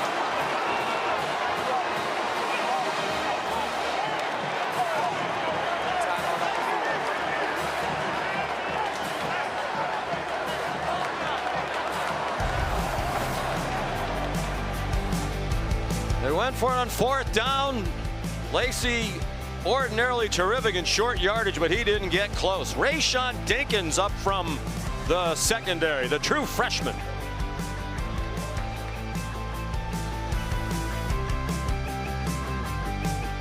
Right here, they put Bruckler, the tight end, in a really difficult spot. Watch right guard and right tackle both leave the end man on the line of scrimmage, and that leads to Bruckler, the tight end, getting destroyed into the backfield. Can't hold up whatsoever, trying to hold on against Elijah Griffin, and Lacey's dropped. Bruckler gave away 60 pounds to the true freshman Griffin, who's really emerged down the stretch. He was a 5-star recruit out of Pooler, Georgia. After taking over on downs, Nate Frazier for a couple of yards. Best starting field position for either team tonight as they started from the plus 49 for Kirby Smart. Nate Frazier did well in the first half, and Georgia's offense, frankly, getting Frazier involved with great blocking on the front. He had 5 carries, averaging over 7 yards a carry in the first half, and 2 catches for over 30 yards. So 87 yards on 10 touches. Pretty good night so far for Nate Frazier.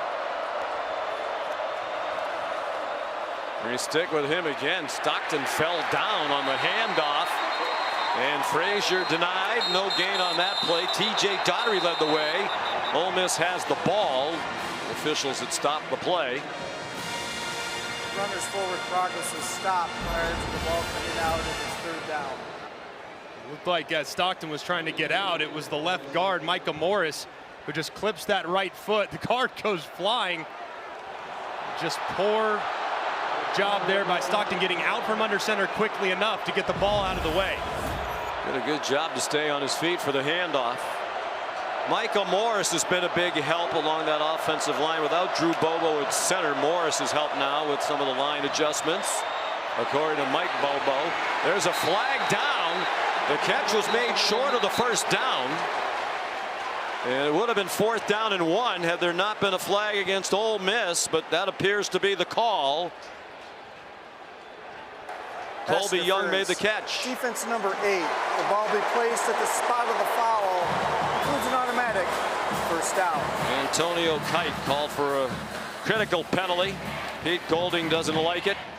First assessed penalty on Ole Miss tonight. We'll take a look at it from the AT&T connected cam, and you see the right hand of Kite holding on for dear life, but it also kind of shows you the strength of Colby Young being able to create enough separation to draw the defender away and still reeling the catch. So the key mistakes continue for the Rebels. Frazier. That wrapped up. It takes a village to take him down. And we saw, Greg, the theme of these playoffs, particularly in this round, on that 4th down stop by Georgia. The physicality, the team that's most physical, that wins the line of scrimmage, is winning the games. That was a complete win for Georgia. Massive win, and taking advantage of a matchup. You never want a tight end blocking a defensive tackle in a short yardage situation. I mean, that's a nightmare sauce, and what Kirby Smart absolutely loves. Chauncey Bowen's the running back. Here's Dylan Bell, do-it-all player, including throwing. And he threw it out of bounds behind Landon Humphreys, who was well covered. London Humphreys, pardon me, transfer from Vanderbilt a couple of years ago. I'll say this, though, so far in the first couple minutes, first half of the third quarter, the Ole Miss defense is playing much better across the board. They're leveraging the football a little bit better. The coverage has been a bit tighter. Did result in the PI. They fit the run a little bit better. Now it's about stepping up on third down, where they struggled early. They gave up 3 of 7 in the first. Georgia likely in field goal range for Woodring. On 3rd and 8, Stockton to the sideline, incomplete. Trying to get it to Dylan Bell. Coverage by Kite, who played on both sides of the Alabama-Auburn rivalry, played for both schools. So here comes Woodring. Carnero has already made the 2 longest field goals in Sugar Bowl history from 55 and 56. This is a 55-yard try for Woodring.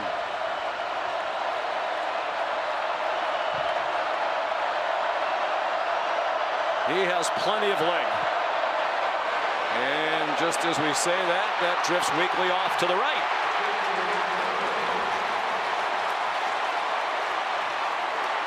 He was 6 out of 9 in his career from 50 plus. His career long was 55 indoors against Clemson in Atlanta last season. Trying to match that, didn't hit it very well. Timeout on the field. Looked on the rotation like he got a little bit underneath it. Look at the snap, good hold.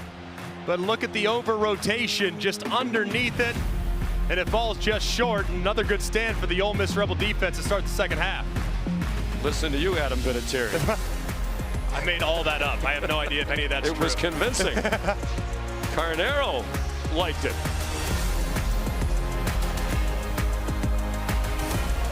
It's Caesars Superdome.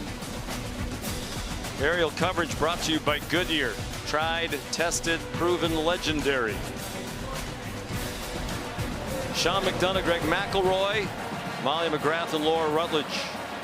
Our crew led by our great producer Brian Ryder, our equally outstanding director Jeff Evers, and a wonderful crew. Feels right now, Greg, like Ole Miss is weathering some storms a bit. Very much. The defense has been night and day different than the first half. Now it's about the offense putting a drive together. Chambliss, easy completion to Stribling, who can explode after the catch. He got 12 and a first down. His 55th career start combined across 3 schools. 2 years in Washington State, 2 at Oklahoma State, and now a big factor in his first year in Oxford. And he needs to continue to get featured. Now 2 targets in the second half. Lacey waiting patiently for the hole. Powerful run. Lowered his shoulder even with that left shoulder dinged up. Under 8 minutes to go in the third quarter. Neither team has scored in this half. The winner on to the semifinal. Take on Miami in beautiful Glendale, Arizona. Lacey, nothing doing there. Dalen Everett chopped him down. Tavius Johnson there as well. Probably thinking 4-down territory here if you're Ole Miss. You went forward a moment ago in worse field position. You got 2 downs to get it. Pete Golding, they have struggled a little bit on the short yardage stuff against Georgia. Georgia's big and bulky. If they're going to attack them, they need to attack the edges here if they want to run the football.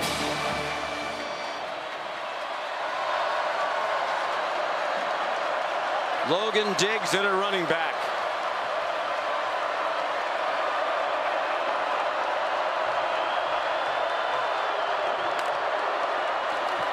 It's flipped ahead to Stribling. He escapes for the moment, but gets nowhere near the line to gain. Kristen Miller there for Georgia. Now, a field goal would make it a 1-score game, but from here again, you're talking about 60 yards plus. Joe Judge overseeing the management of the offense with Charlie Weiss calling the plays.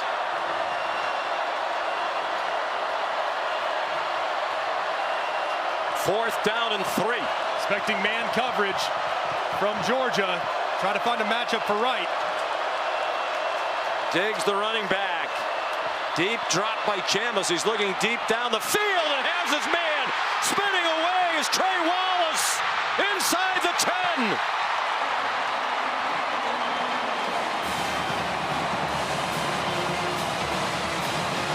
"36 yards, 22 after the catch." That was a terrific job up front, too, by Ole Miss's offensive line. That route took a long time to develop. They gave Trinidad Chambliss plenty of time to survey, get all the way back to the receiver breaking open, and a nice run after the catch. Put on the money again by Chambliss, and his receiver held on the ball. Chambliss on a design run after the fake. Stacked up after a pickup of 2. Xavier McLeod, the defensive end, made the tackle for Georgia. Georgia's probably going to opt to keep a safety in the middle of the field here. Ole Miss is really good with those fake runs, and they pop a tight end right in the back. So keep an eye on those safeties. If they get nosy, that's when the tight ends start to get involved in the pass game. Flat safeties here. Lacey in a running back. Deuce Alexander, the motion man. Lacey has the corner and a touchdown.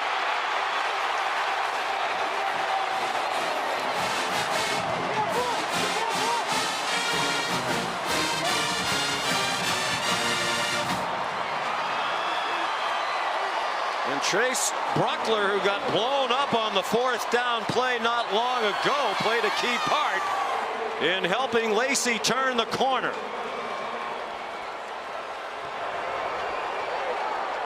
adding to his single-season Ole Miss rushing touchdown record. That's 22 in this his 14th game of the year. Carnero to make it a 2-point game.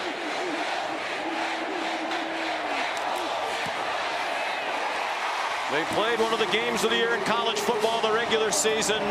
This one setting up to be another classic.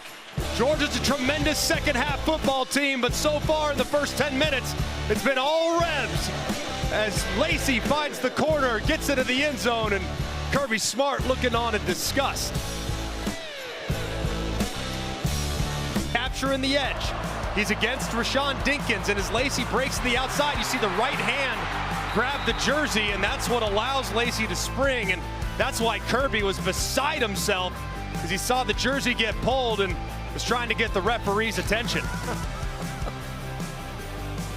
Yeah, he saw what you saw. But they've let him play throughout this playoff. Carnero's kickoff is a touchback. I think the biggest play of the last drive, though, was this unbelievable fourth down play. And it's all made possible by Logan Diggs. Senior running back. He's going against one of the best linebackers in college football, C.J. Allen, on the blitz. He stones him, gives Chambliss plenty of time to find Wallace on the in-breaking route. That's just unbelievable by the running back, stopping that pressure and giving his quarterback time. 36 yards on 4th and 3, capped by Lacey, adding to his school record 22nd rushing touchdown of the season.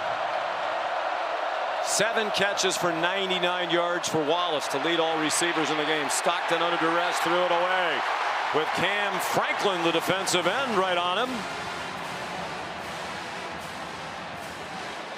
Really remarkable to see the change so far in the first 10 minutes from the Ole Miss defense, and some of the misdirection stuff that Georgia was having success with, bootlegs, no longer successful, and they haven't been able to move the front the same way they did in the first half. I think the defense played a really good game for Pete Golding. Bear in mind the Georgia defense scored 7 of those 21 points. Chauncey Bowen's the running back. He gets the handoff and ran into traffic at the 30-yard line. Wydett Williams Jr. has come on as the season's progressed, and Jalen Braxton made the tackle. Just 11 yards of offense for Georgia here in the third quarter to 91 for the Rebels. And this is a big down for the Georgia Bulldogs. Stop the bleeding, get some momentum back, and the guy that they go to in the passing game, Zachariah Branch, he's up here in the slot. Looks like he's going to get doubled, so you might have to look elsewhere. Perhaps tight ends who were so effective in the first meeting. Stockton pass batted down, ricocheted back toward the quarterback. It was Will Eccles, who's been a force tonight, who knocked it down. And that was a great job by Eccles. A little twist inside. Harris eats it up. Eccles floats over the top, gets right in the throwing lane, and good luck throwing it around. 6'3", 320. Hits him right in the face mask, almost secured it. Second 3 and out for the Georgia offense in this quarter, 4th in the game. They shift around a bit. Thorson, they run a fake. They're running a fake. Cash Jones handed it off, and they execute on the pass to Lawson Lucky. Landon Roldan threw the pass for 16 yards. They changed the formation. Lawson Lucky's family in attendance here tonight. His mom loving it. And how about Kirby Smart with this play from his own 29-yard line? I mean, is this trust or what? I mean, sensing that momentum is swinging away from you, you need a spark, and Kirby Smart delivers it. What a perfectly executed reverse pass. My goodness. The momentum turning against his team. He ran a play to try to get it back, and it worked to perfection. Now Stockton wants to make it really hurt. Throwing it up for grabs for Humphreys, incomplete. With Nick Cullen coverage. Landon Roldan is a freshman who appeared in 8 games during the season and had 1 touch, 1 catch for 6 yards in a blowout win against Charlotte. Amazing. And that's the amazing thing about Georgia, man. I mean, 90% of their rosters recruited from high school. They understand the culture. They understand the execution. And no moment's ever too big for the freshmen if you wear that block G. Freshman from Bogart, Georgia, North Oconee High School, with an enormous play under a lot of pressure. Stockton gets hit as he throws. He got it off to Young, and he's upended inside the 25. Stockton paid the price yet again, got hit by Wydett Williams, but he has his first completion of the second half. And another incredible job by Stockton, forcing the defender's hand, waiting to the last possible second to get rid of it, and another big play's created. 31 yards. Young, a big contributor in his return for the first time since mid-October. Stockton, as tough as a quarterback can be, stays down on a knee for a moment. Mom Sherry concerned. He might just be out of breath. Yeah, he'd take might be. Another big shot. I don't know if it's possible to really hurt him. No. I mean, the big shot to the midsection, though, I mean, just totally putting it up for grabs. You know that one hurt for sure. He's from the country, loves to hunt and fish. Doesn't say very much. Leads with his toughness and his ability. To Zachariah Branch. I mean, he was thrilled with Stockton during their time off. Almost a month. He got to go fishing with Luke Bryan. How about that? Who caught more fish? You think they kept count? We didn't hear that. Did not get that information, which tells me Luke might have caught more fish. Well, I know Gunner was thrilled. Some of his teammates were jealous that he got a chance to go fishing. Couple of huge plays on this drive. Kirby Smart, one of the great coaches of this or any era. Remember the onside kick against Texas when that game was hanging in the balance late in the year. Stockton did well to get back near the line of scrimmage. He went spinning around like a top. Kirby Smart is 117 and 20 in 10 seasons. On his way to the College Football Hall of Fame if he never wins another game. They are a beautifully coached team. They are, and so opportunistic. The killer instinct is always on display. That hard to kill mentality, just incredible stuff. The Ole Miss defense holds, forces a 37-yard try by Woodring. These are almost gimmies for these two kickers. Peyton Woodring, a 37-yard field goal. Said there are a lot of die-hard fans for Georgia who never heard of Landon Roldan. Right on target. Lawson Lucky, who had a career day with 3 touchdowns in the regular season win against Ole Miss, does it to the Rebels again. Being led by their tough quarterback, Gunner Stockton. Lawson Lucky moved the chains. They marched down to field goal range. Hillary, Lawson Lucky's mom, enjoying every moment of that. Laura Rutledge in a moment will tell you the story of the Lucky family. He loves playing against Ole Miss. Had 3 touchdowns in the win of the regular season, most by a tight end for Georgia in a game since 1942. George Poshner. Our statistician Mike Swanson remembers him. With more on Lawson, here's Laura. Well, just an incredible story for the Lucky family against Ole Miss. The last time he had those 3 touchdowns, and you see him running to his mom Hillary and his brother Cannon, who means the absolute world to him. He made the decision to stay close to home at Georgia. This was after that game, the best game of his career. Instead of going and celebrating, that was all the celebration he wanted, was to spend time with his little brother. He said now Cannon's like a celebrity. He doesn't miss games, and it's brought so much joy to his mom Hillary, who's been through a lot. You can see he's surrounded by admirers, including Ole Miss fans. Hand off to Deuce Alexander, and he's dropped for a loss by Rayshawn Dinkins. So even with that fake punt, successful. Ole Miss defense doing its job again, forced a field goal. it's a one-score game. Yeah, and the offense with some momentum, starting to really find it a little bit in the run game, but the sideline-to-sideline stuff not working against the Dogs so far. Likely the final play of the third quarter. They won't snap it. End of 3 in this college football playoff quarterfinal. Georgia leading Ole Miss 24-19. This is the All-State Sugar Bowl. Welcome back to New Orleans. Kirby, the fake punt changes some momentum. What do you need to see in this fourth quarter? Well, I need to see our physicality take over. You know, we need to be who we are, which is a physical, beat-you-up football team. And right now, we're not getting that, at least not on both sides of the ball. This is an explosive offense, guys, so we got to do a better job possessing the ball. Thank you, Coach. Thanks. Sean. You saw the number during the interview. They don't blow leads. But it's Ole Miss with the ball and a chance to take the lead as the fourth quarter begins. Georgia leading by 5. Second and 11. Rebels from their own 24. Trinidad Chambliss running out of time. Didn't see it coming. He got it off. Keywan Lacey takes the shovel and gets a first down, we think.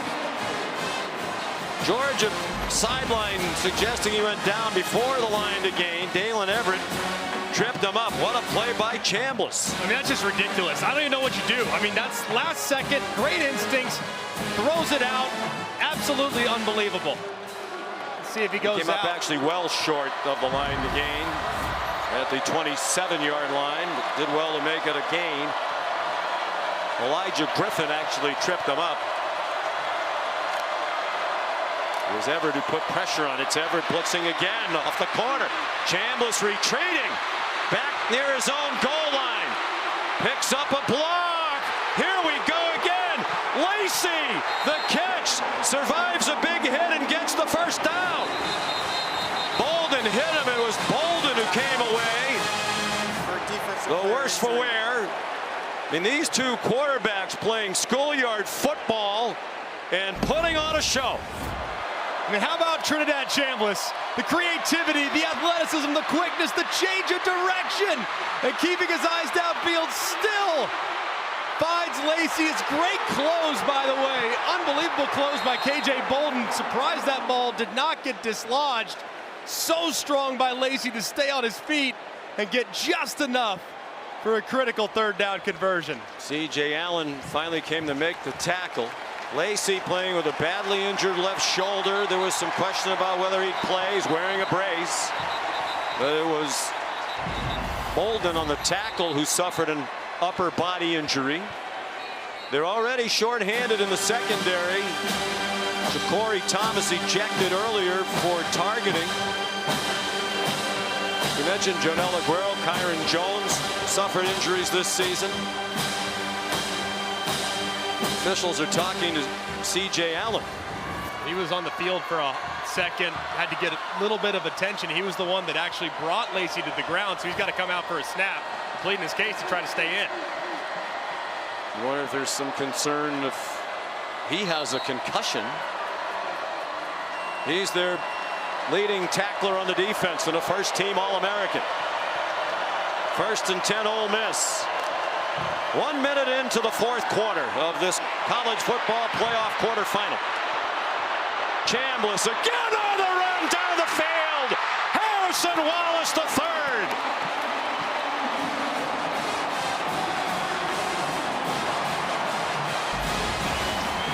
They went to the 20-yard line with a 44-yard play. I mean, are you kidding me? The right guard gets blown up and he's got to buy time. What a throw! It's on the face mask. I mean, he's on fire right now. He's hit 3 threes in a row in NBA Jam, and he's on fire. He can't miss. Dodging the rush. Making play after play. 8 catches for 143 for Wallace. Up and over and out of bounds goes Stribling. Close to another first down. Right now, it's just a heat check. I mean, it's a heat check all day long. Your quarterback's got you down here making incredible plays. The D-line's teeing off for Kirby Smart, and it doesn't matter just how dynamic Charlie Weiss's quarterback is. Pretty easy to call plays when you have a playmaker like this man running the show. Trinidad Chambliss. Georgia taking its time, completing the substitution. The play clock's running down. The Ole Miss fans are booing. Cheryl Chambliss looking on. They need to snap it. They just did. Kewan Lacey picks his way down to the 10, and it is a first down. Well, in the regular season meeting, Chambliss was great for 3 quarters, then went 1 for 10 in the 4th quarter for 1 yard. He admitted in his first road start in FBS football, the pressure down the stretch got to him, but he's played a lot of big games since then. He has certainly gained from the experience. He's 11 for his last 11. Looking like he's going to run. He does. Shoved out of bounds by Zion Branch. In the regular season meeting, it was his team that had a 9-point lead going into that 4th quarter, but Georgia outscored them 17-0 to win 43-35. I think he learned a lot about himself in that game, where, hey, they got a little big for him. Things moved a little fast, and now in this situation, game every bit as big, if not bigger, way bigger, because win or go home. He's rising to the occasion so far. Winner to the semifinal to take on Miami in the Fiesta Bowl. Kewan Lacey lunges for the goal line. Touchdown!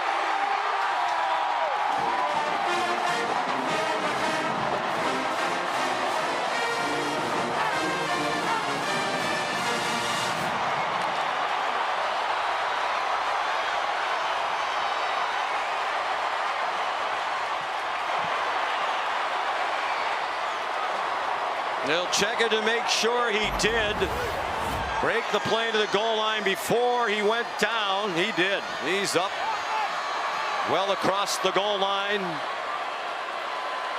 What a drive. The connected cam brought to us by AT&T clearly shows the touchdown. Now it makes sense to go for 2 to try to make it a 3-score lead. Logan Diggs shifted out. Chambliss with pressure coming. Back of the end zone. Caught for 2. Trey Wallace. What a night he's having. Co-starring alongside Chambliss and Kewan Lacey.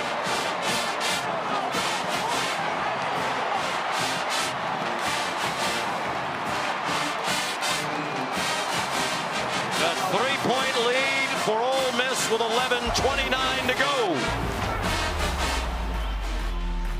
What a drive, what a play, and what anticipation on the 2-point conversion. Chambliss and the Rebs have life here in NOLA.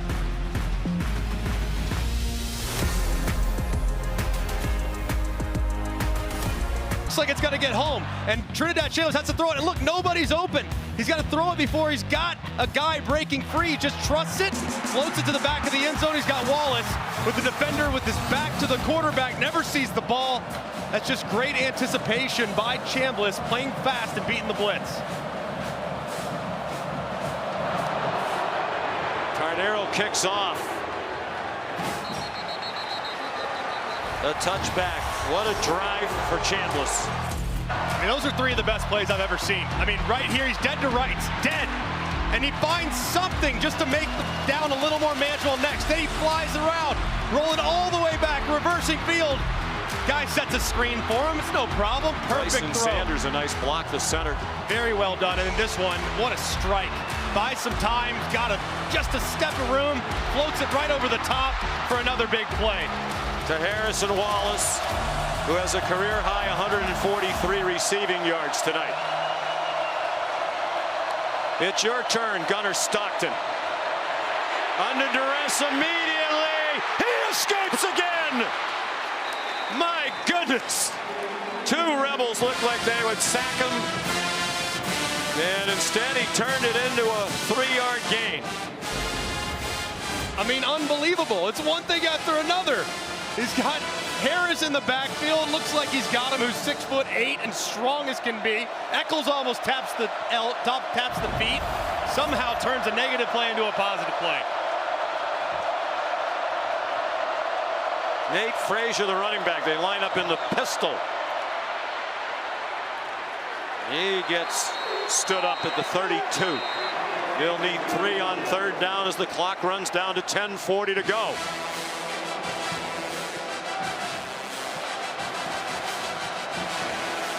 Harris a little slow to get up. In the first meeting, it was a big problem. The defense got tired because Ole Miss had the ball for less than 23 minutes. Time of possession just about even tonight. 3 out of 10 on 3rd down. This is 3rd and 3. Cash Jones, the running back. Stockton wants to do it himself. He didn't get there. They need 2. It's 4th down. What'll Kirby Smart do? He'll send the punt team on. Or is it the fake punt team? Timeout. Xavier Harris is down.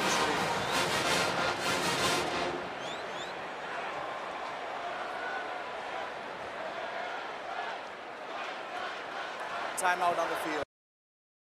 Him will step aside. 9:57 to go. What a show being put on by Chambliss and Stockton in these two terrific teams.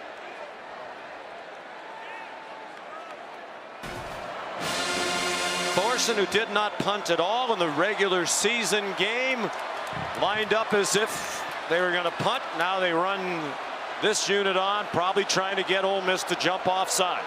Or will Kirby Smart have them snap it on 4th and 2 at their own 33? Nothing would surprise. Stockton is out there. They do snap it. And he's under pressure. And sacked. And the ball has come out. Sunterian Perkins.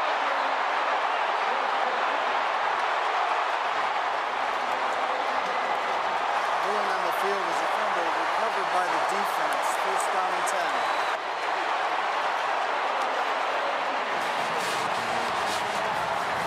Georgia fans stunned. Kirby Smart rolling the dice yet again, and this time it blew up on him.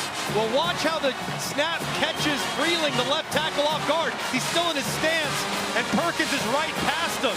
I don't know if he thought they were going hard count or what, but there was some type of miscommunication. The left side of the line doesn't budge. Perkins is unblocked, and Stockton can do absolutely nothing with it.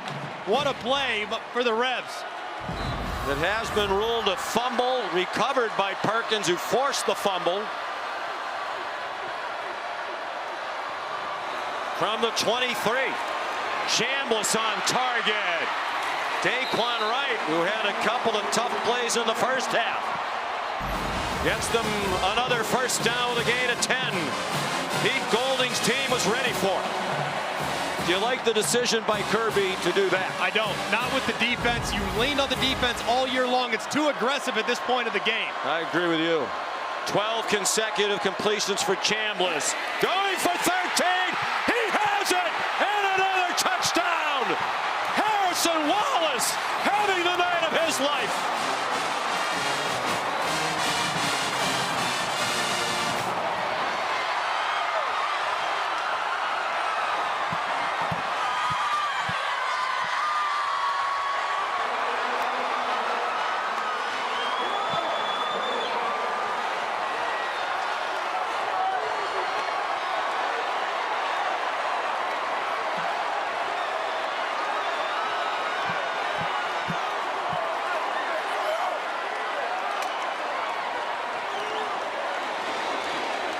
Here's Carnero for the extra point to try to give Ole Miss a 10-point lead with 9:02 to go.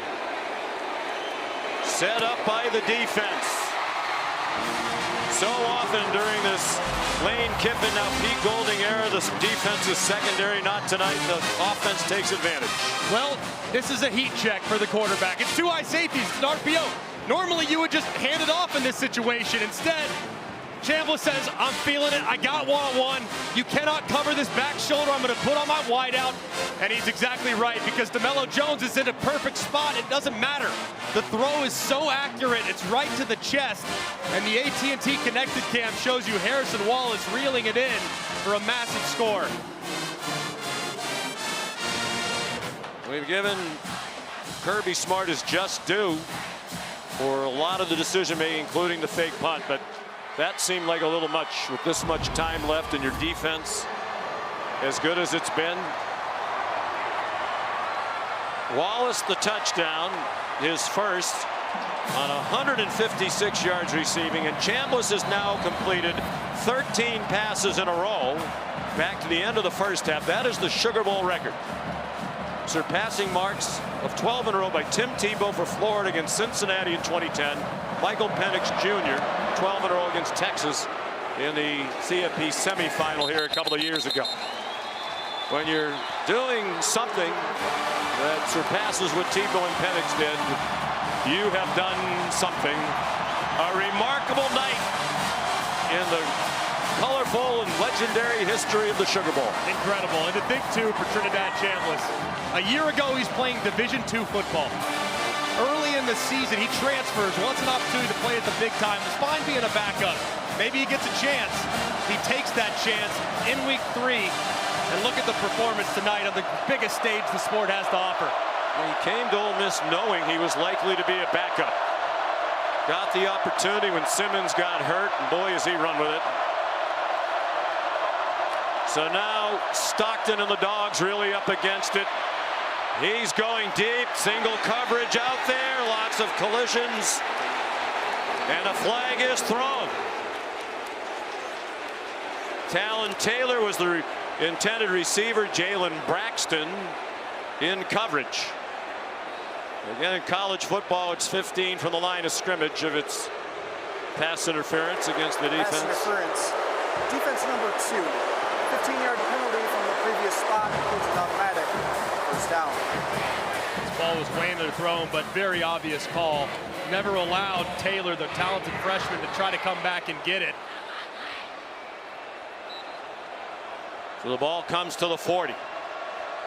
And a great night for Pete Golding's defense. He's still coordinating the defense. Ontarian Perkins, the big fourth down play. He had a mammoth season last year. Numbers not as good this season, but he was there when they needed him most. Frazier fights for 11. Across midfield, they're moving very quickly. Taj Chambers another tackle after TJ Daugherty couldn't make one. Stockton's 12 for 21 for 150. Frazier threw a hole on the right side, and another first down. You know this Georgia team's not going anywhere. No. Gunnar Stockton is at his best in the fourth quarter. He is a clutch football player. He leads college football in completion percentage in the fourth quarter, nearly 88% completion. No one else in the country is above 80%. Yeah, he's been unbelievable in the fourth quarters all year. A huge reason why they've won so many close games and trying to do another. 8 minutes to go. Given plenty of time. Fires too high for Colby Young.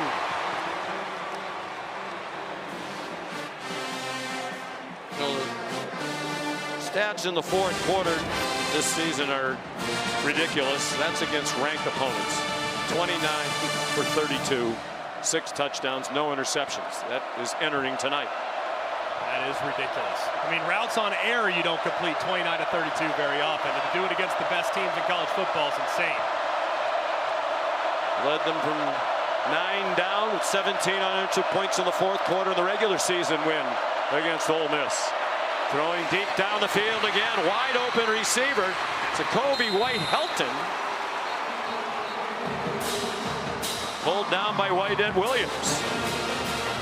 Now it's Mrs. Stockton's turn to agonize. 20-yard pickup. They've gone 57 yards in just a minute and 21. Really good rhythm in this drive, too. Spreading the ball around. You're seeing some zone coverage from Ole Miss, and they're able to pick it apart with some throws into the intermediate part of the field.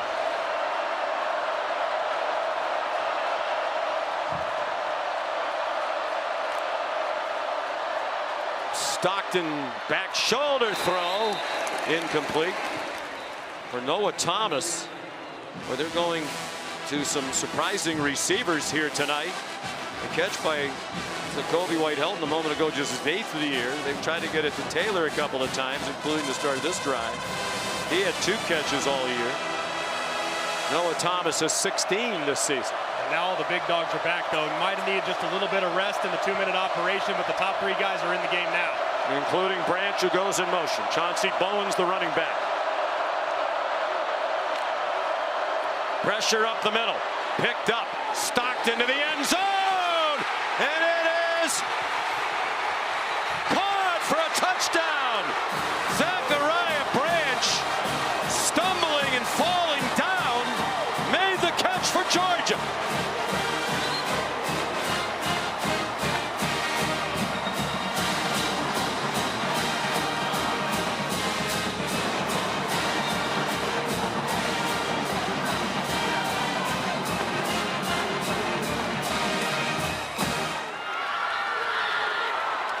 First touchdown of the night for Branch. Hayden Woodring to make it a 3-point game. Momentary bobble by Gunnar Stockton on the hole, no problem. Stockton 3 out of 5 on that drive for 49 yards and the 18-yard touchdown. More fourth quarter magic. Are you not entertained? Unbelievable throw and drive. The Dogs are back in it. Branch, maybe a tight little bit of a push-off, but a great catch to make it a 3-point game.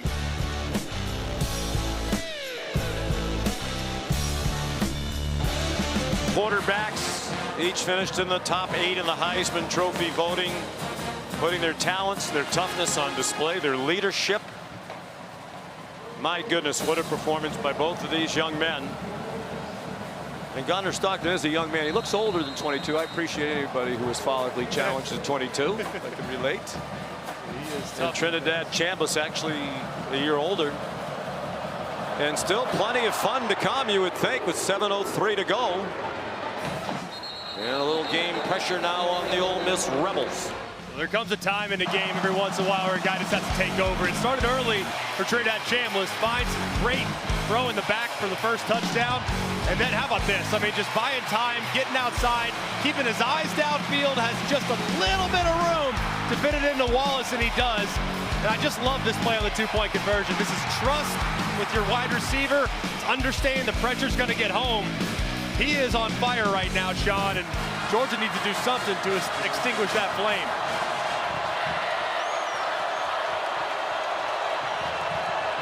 It's looking like the regular season game now. These two teams likely going to have to keep scoring. Keywan Lacey lowers his healthy shoulder, absorbs the hit from Bolden, who got the worst of a collision earlier with Lacey. They both survived to play the next down, a 7-yard gain. What a difference from that crushing defeat, the only defeat of the year for Ole Miss. Totally different guy tonight. Has stepped on the accelerator, whereas in the first matchup was a little bit more conservative. 6.5 to go. Awkward timing of the snap. Lacey, Chambliss hollering at the officials for a face mask. Lacey got spun around. There is no flag. Joseph Jonah Janye made the tackle. Yeah, and I understand. I mean, it looked to me pretty clear, like it was grabbed bad there by the left hand of Jonah Janye.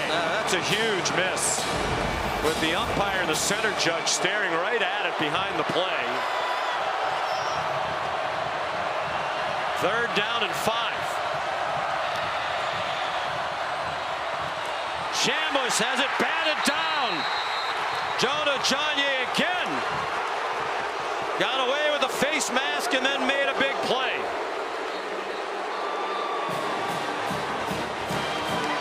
That's been something Georgia's had some success with tonight, is when Ole Miss goes with quick game and the ball's coming out quickly. They know they can't get home, but they have great length along the defensive line. Jonah Janye puts that hand up at 6'4" and change and knocks the ball down. So that ends Chambliss's streak of 13 straight completions. Oscar Bird, short punt, hoping for some yardage on the bounce. Here's Zachariah Branch trying to get outside. He turned the corner but didn't get much thereafter.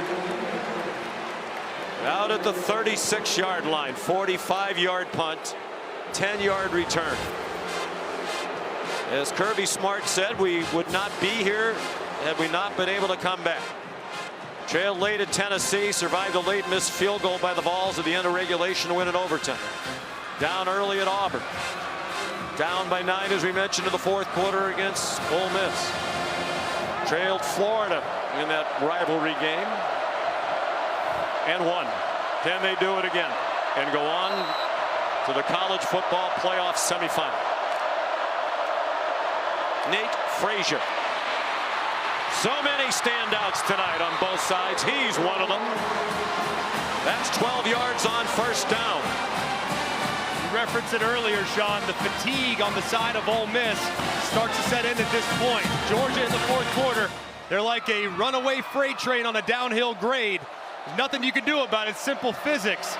This is where they lean on the run game and the offensive line to take over, and now it's their 60th offensive snap. That fatigue could start setting in for the reps. Well, Ole Miss has run 67 offensive plays.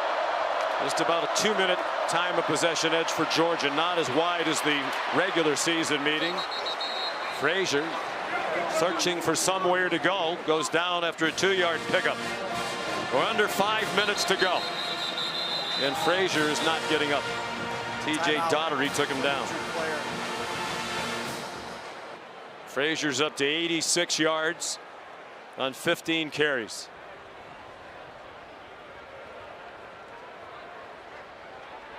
He is the leading rusher for Georgia again tonight. Lacey leads all rushers with 93 yards. $5.7 per carry for the sophomore from Compton, California, out of Mater Dei High School. Very highly recruited player. Just hate seeing this. Kind of gets taken down a bit. Looking at something in his lower half. He's had such a nice night. What a special season. And he is in a lot of pain as he gets up. Putting very little weight on his left leg. Boy, does he run hard. Man, does he ever. And he's been a real bright spot for this team. Early in his career, had some challenges with fumble, ball security. He's kind of worked his way back into the great graces of the team and has become one of their best players. Just tremendous fortitude by that young man. Hopefully he'll be okay. He's picked up yardage in some chunks for Georgia. He's had 4 carries of 11 yards or more. Here's Josh McCray, transfer from Illinois.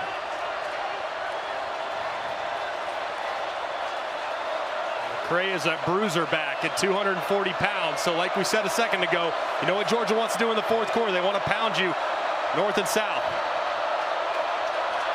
They're on the 49-yard line. Peyton Woodring, their kicker, has a big leg, although he's missed a long one tonight.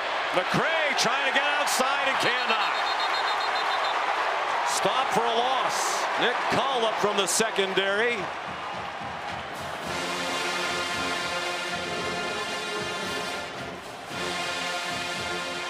Mike Bobo and Pete Golding matching wits. You got to be thinking, if you're Mike Bobo, players over plays in this situation. Zachariah Branch on the last drive made a tremendous touchdown catch. He's the guy I'm trying to find. Create a matchup for him. He's in the slot at the top of the screen. At least try to get it to a more manageable fourth down with the clock approaching 3.5 to go. Gunnar Stockton sends it out wide. And Cash Jones gets dropped behind the line of scrimmage by Andrew Jones. And with this down and distance, they started to send the punt team on, and then they brought him back. Georgia's going to line up quickly. And Golding is going to call a timeout with 4th and 9 upcoming. Georgia has 3 timeouts. Kirby Smart also has the 2-minute stoppage. You could try to punt him in deep, but you wonder if he has faith now in his defense to stop Trinidad Chambliss and the Rebel offense. 3:13. This is one I think Stockton might want to have back because he does have Branch. Now it's crowded. It's formation of the boundary. It's tight window. But right there on a critical 3rd and 9, you got to cut that thing loose because there is space. There's plenty of space to get it in to your top wide receiver. That's who they're trying to draw it up to. Instead, he checks it down.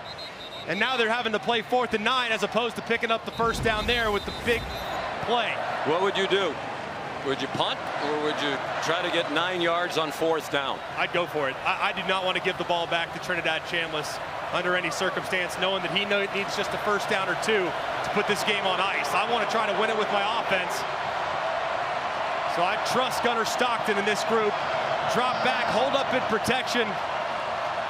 Pete Golding probably going to go drop 8 coverage. That's what he does on long yardage situations. 1 for 2 on 4th down.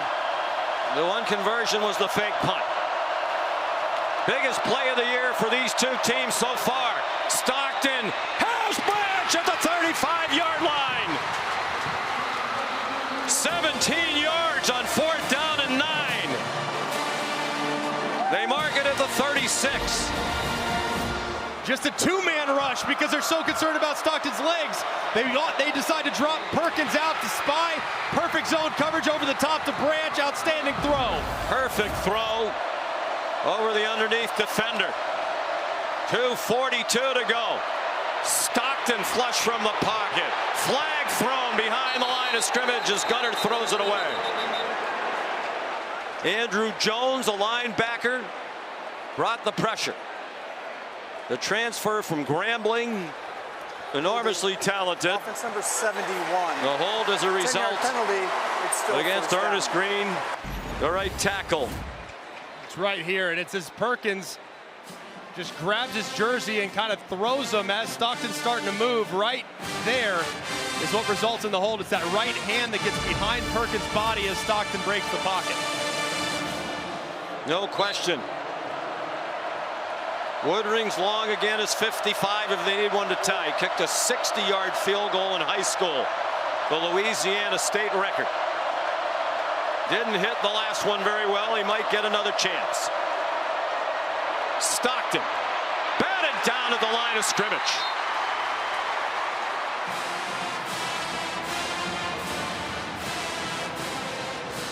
Will Eccles, a tremendous effort. He's had an enormous night.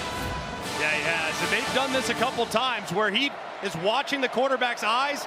He goes right underneath in the passing lane, goes vertical, and knocks it down. 6th pass broken up by the Ole Miss defense. 2:32 to go. Ole Miss by 3. 2nd and 20. Hoping for run after the catch from Branch with some blockers. Stumbles down to the 35. That's field goal range at the very least with an 11-yard pickup. Prince Will Umanmielen made the tackle. It is for sure, and if you're Gunnar Stockton, you have to know at this point, you're in field goal range, looking at about a 52 or 53-yarder at this point. You cannot take a sack. Ball has to come out no matter what, and they'll probably take it on the other side of the 2-minute warning. They've had great kickers at Georgia. Woodring is the most accurate of all time by far. 2-minute timeout.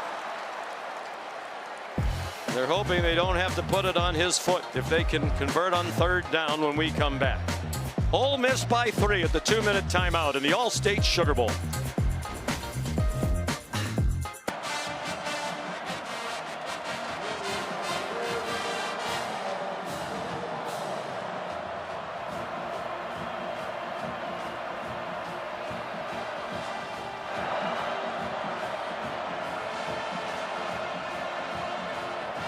It has been a classic.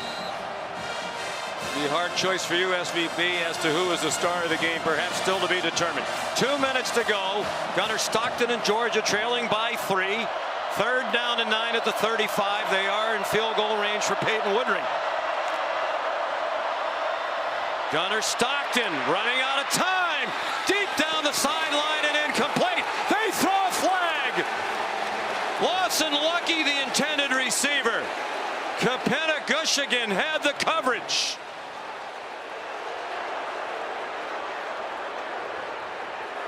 Pass interference, defense number 14. 15-yard penalty from the previous spot includes an automatic first down. Huge call against the transfer from Washington State. I think it's a correct call, too. It's right here, really, more than that. This is where he walls the receiver up, never really turns around, tries to make a play, but the collision with Lucky to distance him from the ball is what results in the flag. Matt Austin agrees. It's a huge call. 1:55 to go. They're at the 20-yard line. Second pass interference in this quarter against Ole Miss. Chauncey Bowens, reverse field, then went hurtling and got stopped after a 3-yard gain by Deshaun Womack after he went up and over Nick Tull. Nate Frazier, their leading running back, on the sideline, but Bowens more than capable.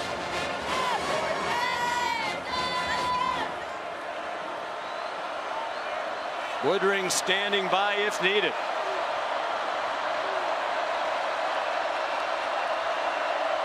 Bulldogs hoping for the touchdown. Stockton faked the swing pass, lobs it up for Colby Young. There's another flag down. Gushikin had the coverage again, and he might be getting flagged again.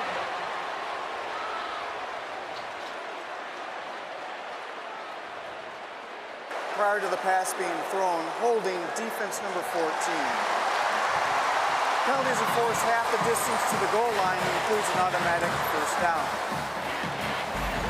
Georgia tried to go with a pump to Branch.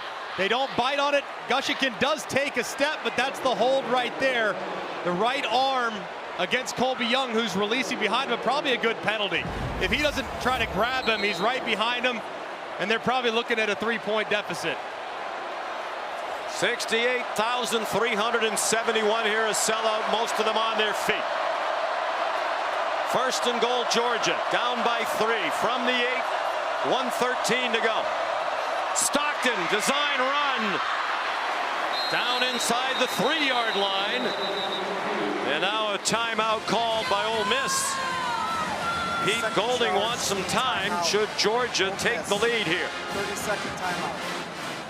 And he's going to summon the defense that he is still coordinating in the dual role as head coach.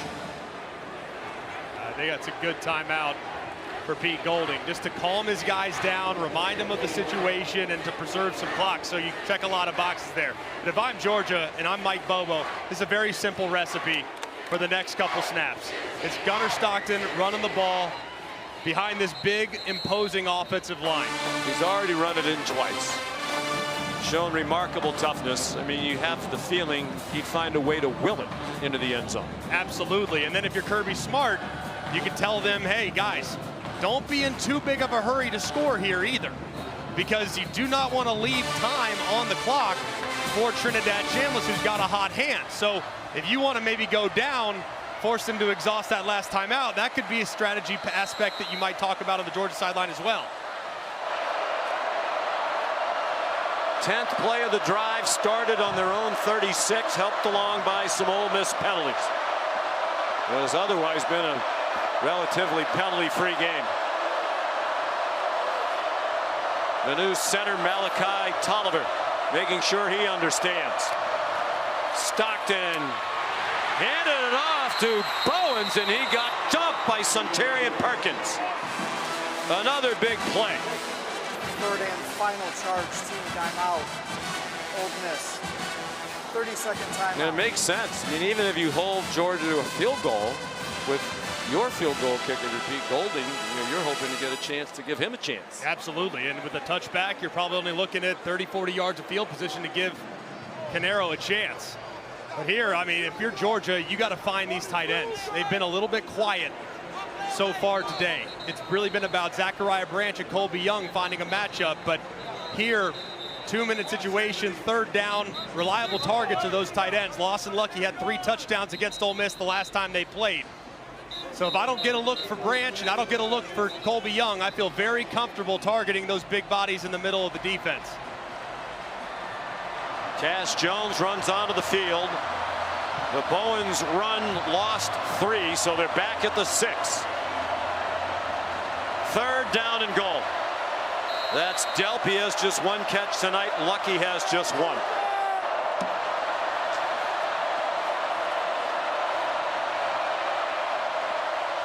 Cash Jones, the running back. Delp in motion. Stockton fires to the back of the end zone, broken up. Wydent Williams Jr.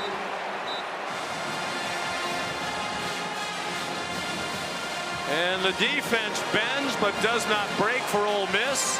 7 past the Rebel defense has broken up. And now Peyton Woodring. And this was Delp from the very beginning. Tried to find a matchup for him. Tried to get him on a corner route, but it's really well defended by the Ole Miss defense. Ordinarily a chip shot, but very few under this kind of pressure for Woodring. From 24 yards, he's made 36 of his last 40. He's the most accurate kicker in school history by a mile, and that one is dead center. He's at just about 89% for his career. Next best is Rodrigo Blankenship at 82. They've had great kickers. Kevin Butler back to his day, Blair Walsh, and several others. If it comes down to a kick, you'd expect both of these guys to make it. Now perhaps time for Woodring's opposite number. Peyton grew up, by the way, about 2 hours from here, dreaming of kicking in this stadium. From Lafayette, Louisiana. Came to a lot of Saints games as a kid. He just made a big field goal tonight, a little bit shorter than he thought it was going to be. Xavier Harris is flat on his back. He's been down a few times tonight and probably exhausted. 6'8", 330 senior, Canton, Mississippi. You can certainly tell the fatigue on the side of the Ole Miss defense. And they've now defended 69 snaps against a big, physically imposing Georgia team. They don't rotate a ton. So that was enormous to obviously force the field goal when it looked like Georgia was knocking on the door to take the lead.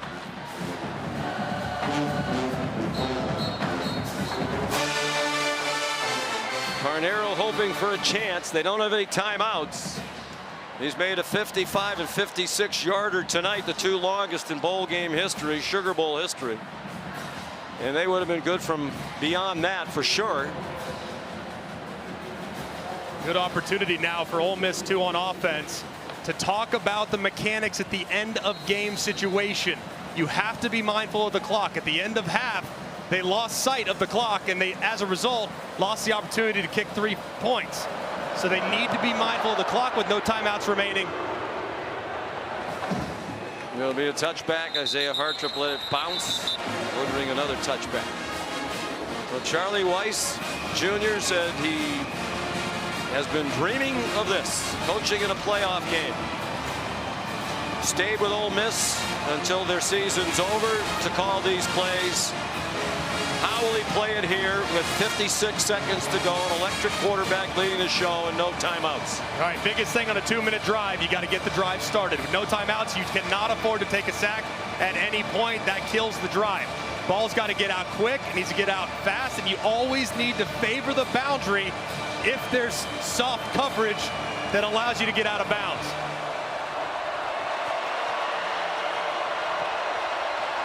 Kewan Lacey, the running back. 4 receivers, 3 to the left. Now Wright goes in motion. Conservative start. Lacey up the middle to the 30-yard line. They are lining up, but not in a real hurry. Now they pick up the pace.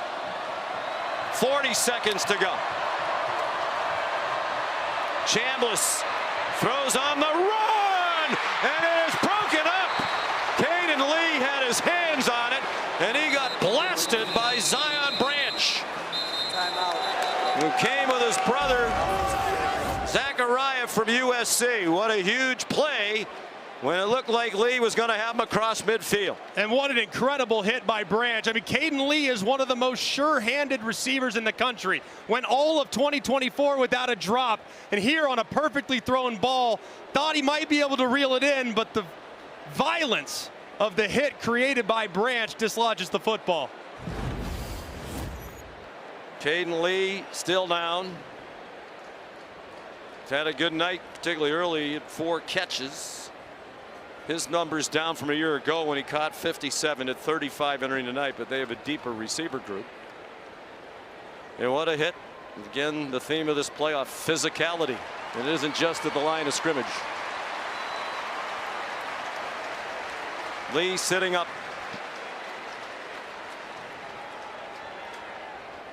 The winner will advance to take on Miami in one of the 2 college football playoff semifinals. That's at the Verbo Fiesta Bowl on January 8th. The other semifinal is the next night, the Chick-fil-A Peach Bowl, Oregon and Indiana. Of course, should Georgia advance, Kirby Smart would be facing his starting quarterback from last year, Carson Beck, who did not play for Georgia in the college football playoff loss against Notre Dame here in the Sugar Bowl last year. He injured his elbow in the SEC title game against Texas, had surgery. That's when Gunnar Stockton took over. 3rd down 5. And now you have to be careful of your Ole Miss. You don't convert. Georgia has timeouts and a strong-legged kicker. Chambliss lobbing it up behind the defense. Dejon Stribling, tackle from behind by DeMello Jones at the 30. What a call by Charlie Weiss. Beautifully executed by Chambliss and Stribling. 40 yards. They're in field goal range now for Carnero. Trying to avoid the fire drill that ended the first half. Chambliss threw it into harm's way, and the crowd oohs and ahs as Everett went eyeing another takeaway, diving in front of Winston Watkins. I mean, so close here. Everett, knowing they're going to try to work the boundary, make the field goal a little easier. The throw was late and inside, and one of the few misses by Trinidad Chambliss tonight, luckily, is dropped by the defender. You're in field goal range. You know, I know you'd like to get closer, but at this point, the Carnero is tremendous. 100%. You can't put the ball in harm's way if you're Ole Miss. He's made a 55-yarder and a 56-yarder tonight. Chambliss just threw it away. 13 seconds to go. This is how you coach your quarterback, too, in this situation. Unless it's wide open, you throw it away. And this was an unbelievable job of recognition. You have press on your number 2 receiver to the left-hand side. Stribling gets right behind DeMello Jones, and it's perfectly lofted up and over the top to give Ole Miss a chance at a possible 3. Stribling up to 122 yards receiving. They have 2 100-yard pass catchers tonight. Georgia does have 3 timeouts, 13 seconds to go. Chambliss just throwing it away. Trying to kill a little more time. I mean, if you're doing that, kill all the time. Yeah, you could have gone with a roll to the right and throw it to the far side as opposed to the near side, where it would have taken longer to get out of bounds and maybe wipe off a second or 2. So here's Lucas Carnero. Those are his career numbers, including his career at Western Kentucky. Transferred into Ole Miss this year. One of the best in the country. He's already made the 2 longest field goals in Sugar Bowl history from 55 and 56. And Kirby Smart's going to try to ice him by using a timeout. 9 seconds to go, 34 all. What a game. I mean, what a story.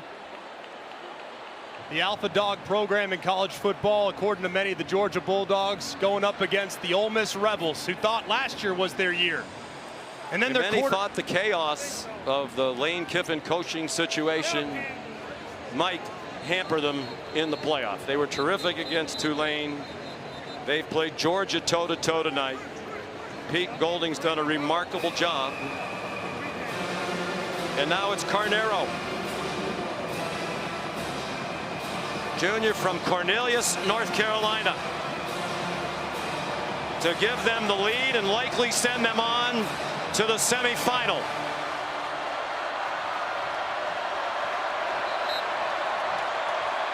"47 yards. And it is good! Right down the middle!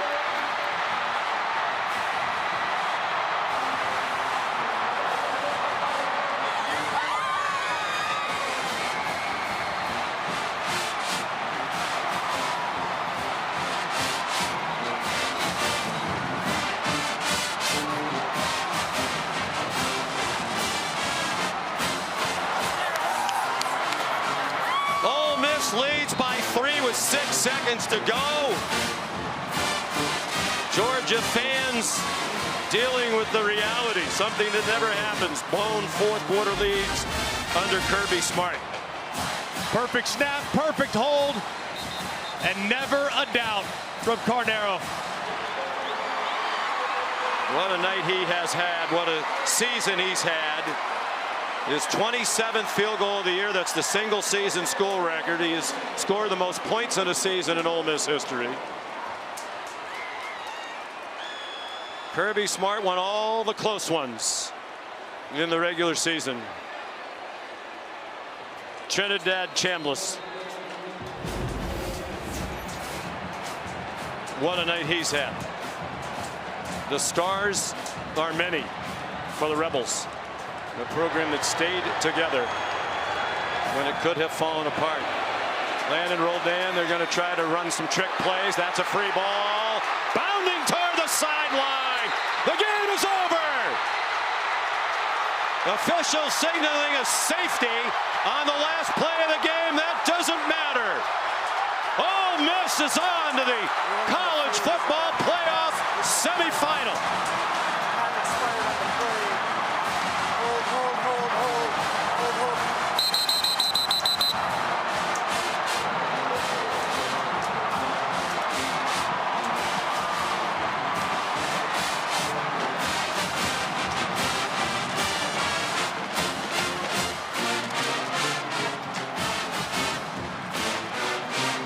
Officials now conferring about whether or not they're going to put a second back on the clock. That seems the trophy's on the field.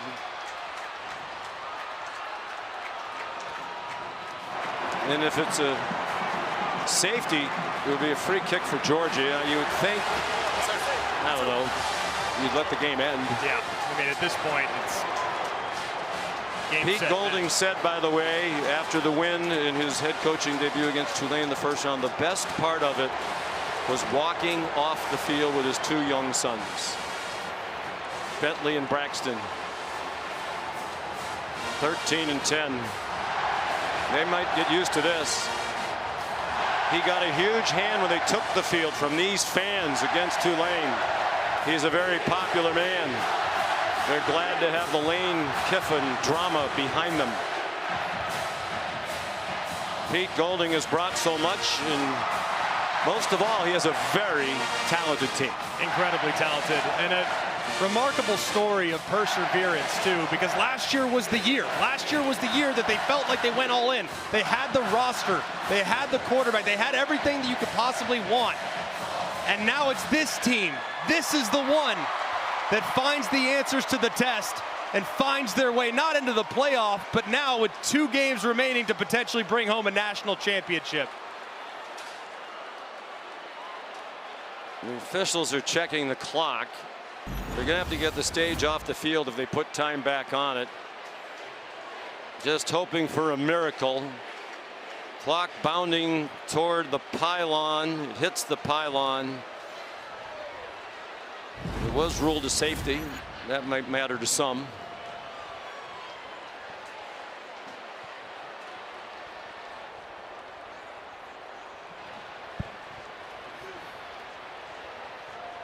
Well, here comes the announcement from Jeff Cervinsky, the referee. After review, the ruling of a field of a safety is confirmed. There'll be 2 points awarded to Ole Miss. The ball hit the pylon and there was 1 second remaining on the game clock. Oh boy. Game clock operator, please reset the game clock to 1 second. It'll be a free kick from the 20-yard line. Stage people are not happy as they have to drive the stage off the field. Matt Austin, you satisfied with the right thing is happening here? Well, I would normally say no, but I have kind of a famous game that put 1 second back on the clock, and we had an unforgettable play that had never happened before. So the only thing they can do here is play it straight up by the rules, put a second on, let's kick off and see what happens to get that second off. So it's a free kick for Georgia. So they're going to have to kick it away, find a way to get the ball and score in 1 second. You're saying there's a chance. Yeah, I'm saying there's a chance. That's right. Already some confetti on the field.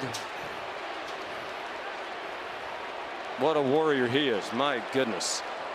Can you be more valiant in defeat? He was outstanding. I mean, he has absolutely nothing to be disappointed in. He played incredible, Jenner Stockton. Just and out. So many heroes. I mean, Trinidad Chambliss, the headliner, passed for 362 and 2 touchdowns. Made remarkable play after remarkable play. The defense came up with big plays when they needed it. 200-yard receivers, a career night for Wallace with 156 and a touchdown. Stribling, the big catch at the end, 122, continuing his late season surge.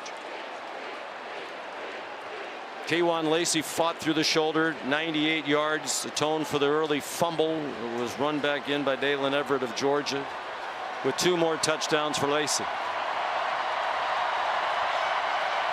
They're a second away from the school record 13th win. And Trinidad Chambliss won a D2 national championship for Ferris State last year. He's 2 wins away. And you know she'll be there from a national championship at the highest level of college football. His 362 tonight is a career high. He had 359 in the Egg Bowl against Mississippi State. So here comes the free kick. Kirby Smart has every play in the book that this would top them all. Yeah, if you're Ole Miss, you just try to hit the ball as hard as you possibly can and don't try to recover it or anything, because that clock will expire if you just make contact with the ball. So Peyton Woodring has it teed up at the 20.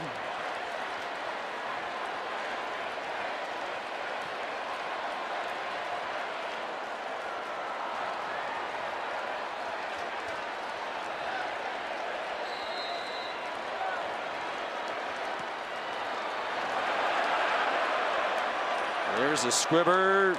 Cass Jones is on it. And the 1 second didn't come off the clock. Pete Golding gets the Gatorade bath. Now the time has expired. It's the Golding era of Ole Miss football. They're 2-0.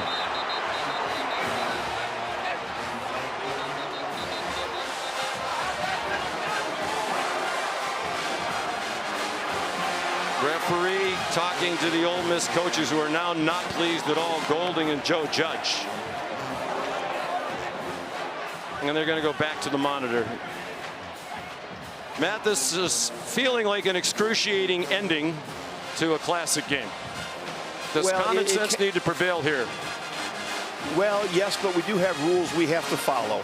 If the ball is recovered legally after it goes 10 yards by a grounded player, then the clock does not run. Okay. So as Greg talked about, if you muff it, yes, then the second would run off. But if you don't, if you just fall on it, then there's no time off. So that means that Georgia will have an opportunity to go maybe take a shot here, that was a big mistake by Ole Miss. You just got to go slap the ball, hit the ball, and the game's over. Instead, they waited and allowed Georgia to recover it with Cass Jones laying down on the field. This would be the all-time miracle of miracles. And of course, now, if you're Ole Miss, you're also concerned with a defensive penalty. So there's a chance, and a much better one than a moment ago. Stockton. The Georgia receivers really aren't moving. Very few people are moving. They're going to try to lateral it many times. Cash Jones. Lawson Lucky at the 35. Back for Jones. For Colby Young. They've gone backwards to the 30. Now Lucky at his own 26. Flag thrown. Cash Jones. Up for grabs for Young. He's trying to get rid of it and does.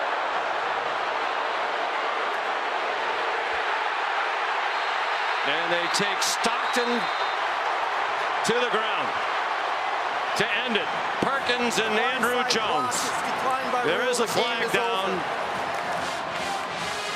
It's against Georgia. This one is finally over. And Ole Miss wins 39-34.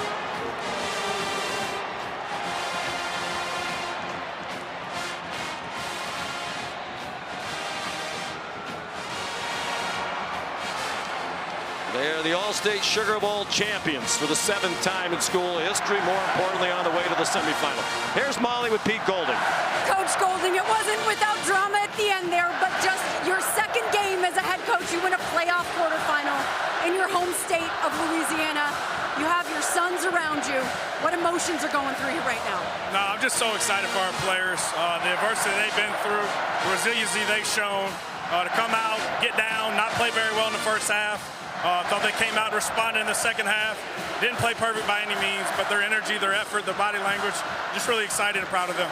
How would you describe the performance from your kicker, Lucas Carnero, here tonight?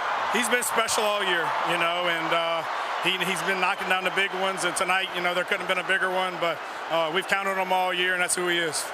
Your quarterback, Trinidad Chambliss, at one point he had 13 straight completions. What did you see from him when it mattered most? Same thing we've seen all year. You know, we talked about the competitive character the kid has and, you know, how competitive he is. He makes big plays in big moments, you know, and he's done it all year. So that's why he came here. He had a huge, you know, opportunity tonight and showed a lot of people who he is.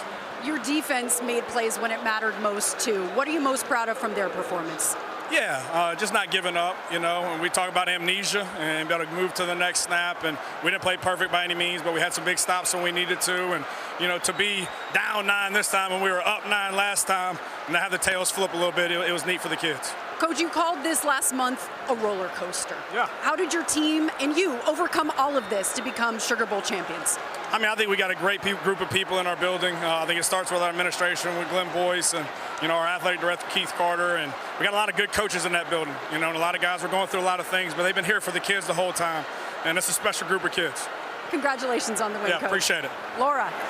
Thank you, Molly. Trinidad, this time last year, you were playing Division II football. You came to Ole Miss thinking you'd be a backup, and now you've won the Sugar Bowl to advance in the college football playoff. How did this happen? Man, Jesus Christ, my Lord and Savior. Through and through, he's been with me. Ups and the downs, man. I just got to thanks to God. It's been amazing. Amazing journey. I got to thanks to Oxford community, Ole Miss, for giving me the opportunity to play here. There was a stretch in the beginning of the fourth quarter where you made 3 of the craziest plays I think any of us have seen. You turned into Houdini, an escape artist. How would you describe that stretch? Yeah, I think I'm just a gamer, you know. You got to make a play. I'm a playmaker as well, so, you know, I trust my guys to make the right decisions and make the right plays too. Our coaches put us in a great position as well. It's just amazing, man. All thanks to our team, the support, and everyone, man. It's just amazing. This team has leaned on each other through some trying times lately.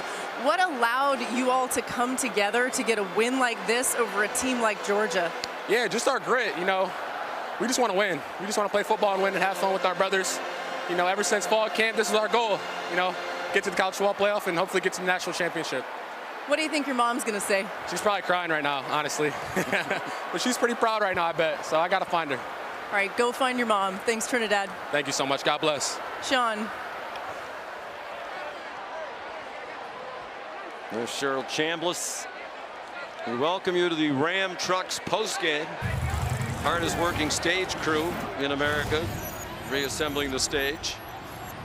Georgia had won 53 straight games when leading at the half, 75 wins in a row when leading entering the fourth quarter, back to the 2018 SEC championship game against Alabama. Looked like the game, Greg, had swung in their favor. But it's one of the great things about sports. I mean, think about everything this Ole Miss program has been through, particularly in the last month, but even before that. They win again. They'll play in the semifinal, the Verbo Fiesta Bowl, against Miami, and Oregon and Indiana in the other semifinal. All 4 of those teams remaining, coached, by the way, by former Nick Saban assistants Dan Lanning, Kurt Cignetti, Mario Cristobal, and Pete Golding. We'll have much more from New Orleans in just a moment, but first back to Scott Van Pelt.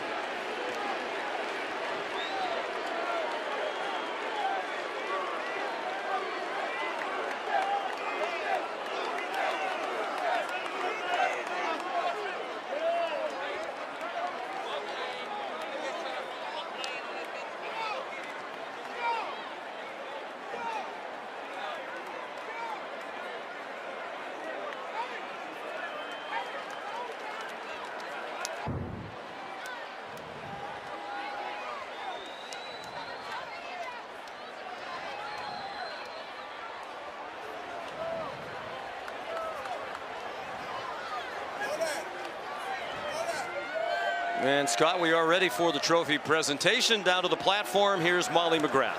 Thank you, Sean. Happy New Year, everyone, and welcome to the All-State Sugar Bowl trophy presentation. Thank you so much to the beautiful city of New Orleans for hosting this event, and thank you, of course, to All-State for its support of college football all season long and its support of this playoff quarterfinal here in New Orleans. And now to present the All-State Sugar Bowl trophy to the Ole Miss Rebels is our Sugar Bowl president, Dottie Reese. What a game. On behalf of the All-State Sugar Bowl and the College Football Playoff, congratulations to both outstanding teams for an excellent game tonight and throughout the season. And now, on behalf of the playoff quarterfinals played at the All-State Sugar Bowl, it is my pleasure to present the All-State Sugar Bowl trophy to Coach Pete Golden and the Ole Miss Rebels.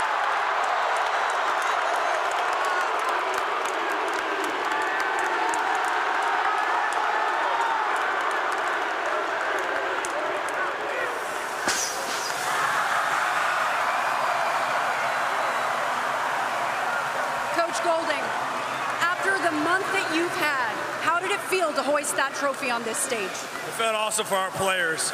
You know, what they've been through in the last month and fighting through it and the competitive character they got, just really excited for this moment for them. What did you learn about this team in the last month? They're resilient, that they're tough, they're competitive, they love football, and they love Rebel Nation. All right, now to our player awards. Our offensive player of the game, you could probably guess it. It's quarterback Trinidad Chambliss.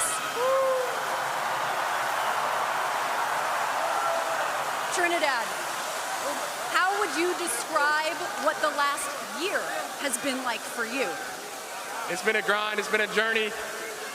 I don't know, I'm speechless right now. It's insane where my life was a year ago today. And I just got to give thanks to everybody that came out. The Oxford community is amazing. And I just got to give Ole Miss a thanks for giving me the opportunity to come here and play ball. At one point, you were creating incredible plays. You completed 13 passes in a row. What was going through you when the game was on the line and when it mattered most? Just trusting my guys, you know. We put a lot of work over the whole year. And yeah, just executed. Our coaches put us in a great position, and we just balled out and had fun. Congratulations, Trinidad. Thank you so much. And now for our defensive player of the game, it's Will Eccles. Will, you told me earlier this week that this game was personal. How do you describe the motivations of your defense heading into this one? I mean, like I said, they ain't punt last game. Came out the first drive, made a point, and after that, the standard was set of how we was gonna play. What did you learn about your defense and how they handled Georgia here tonight? It don't matter. It don't matter how many licks we take. We're gonna keep punching back. All right, congratulations on the win, and congratulations to your Sugar Bowl champions, the Ole Miss Rebels. We will see you in the semifinals. Yo, Rebel Nation, I got one question. Are you ready?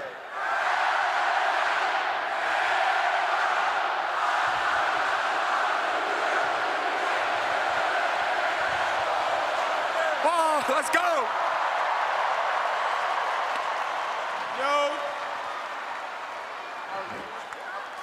Yo, this whole season we've been dedicating our season to Corey Adams.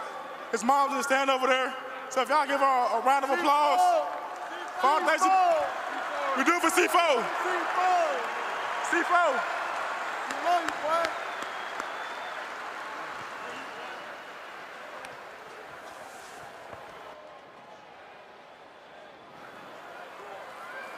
Corey Adams, a freshman defensive end, tragically killed back in July, remains foremost in the hearts and minds of the Rebels and Rebel Nation. Remarkable what they're doing. Someday Pete Golding will write a book about what the last month's been like. So much more behind the scenes that has come out. Incredibly dramatic. But the focus is back on the field and on one of the great teams, perhaps the best team in Ole Miss history. Let's send you back to the studio and Scott Van Pelt.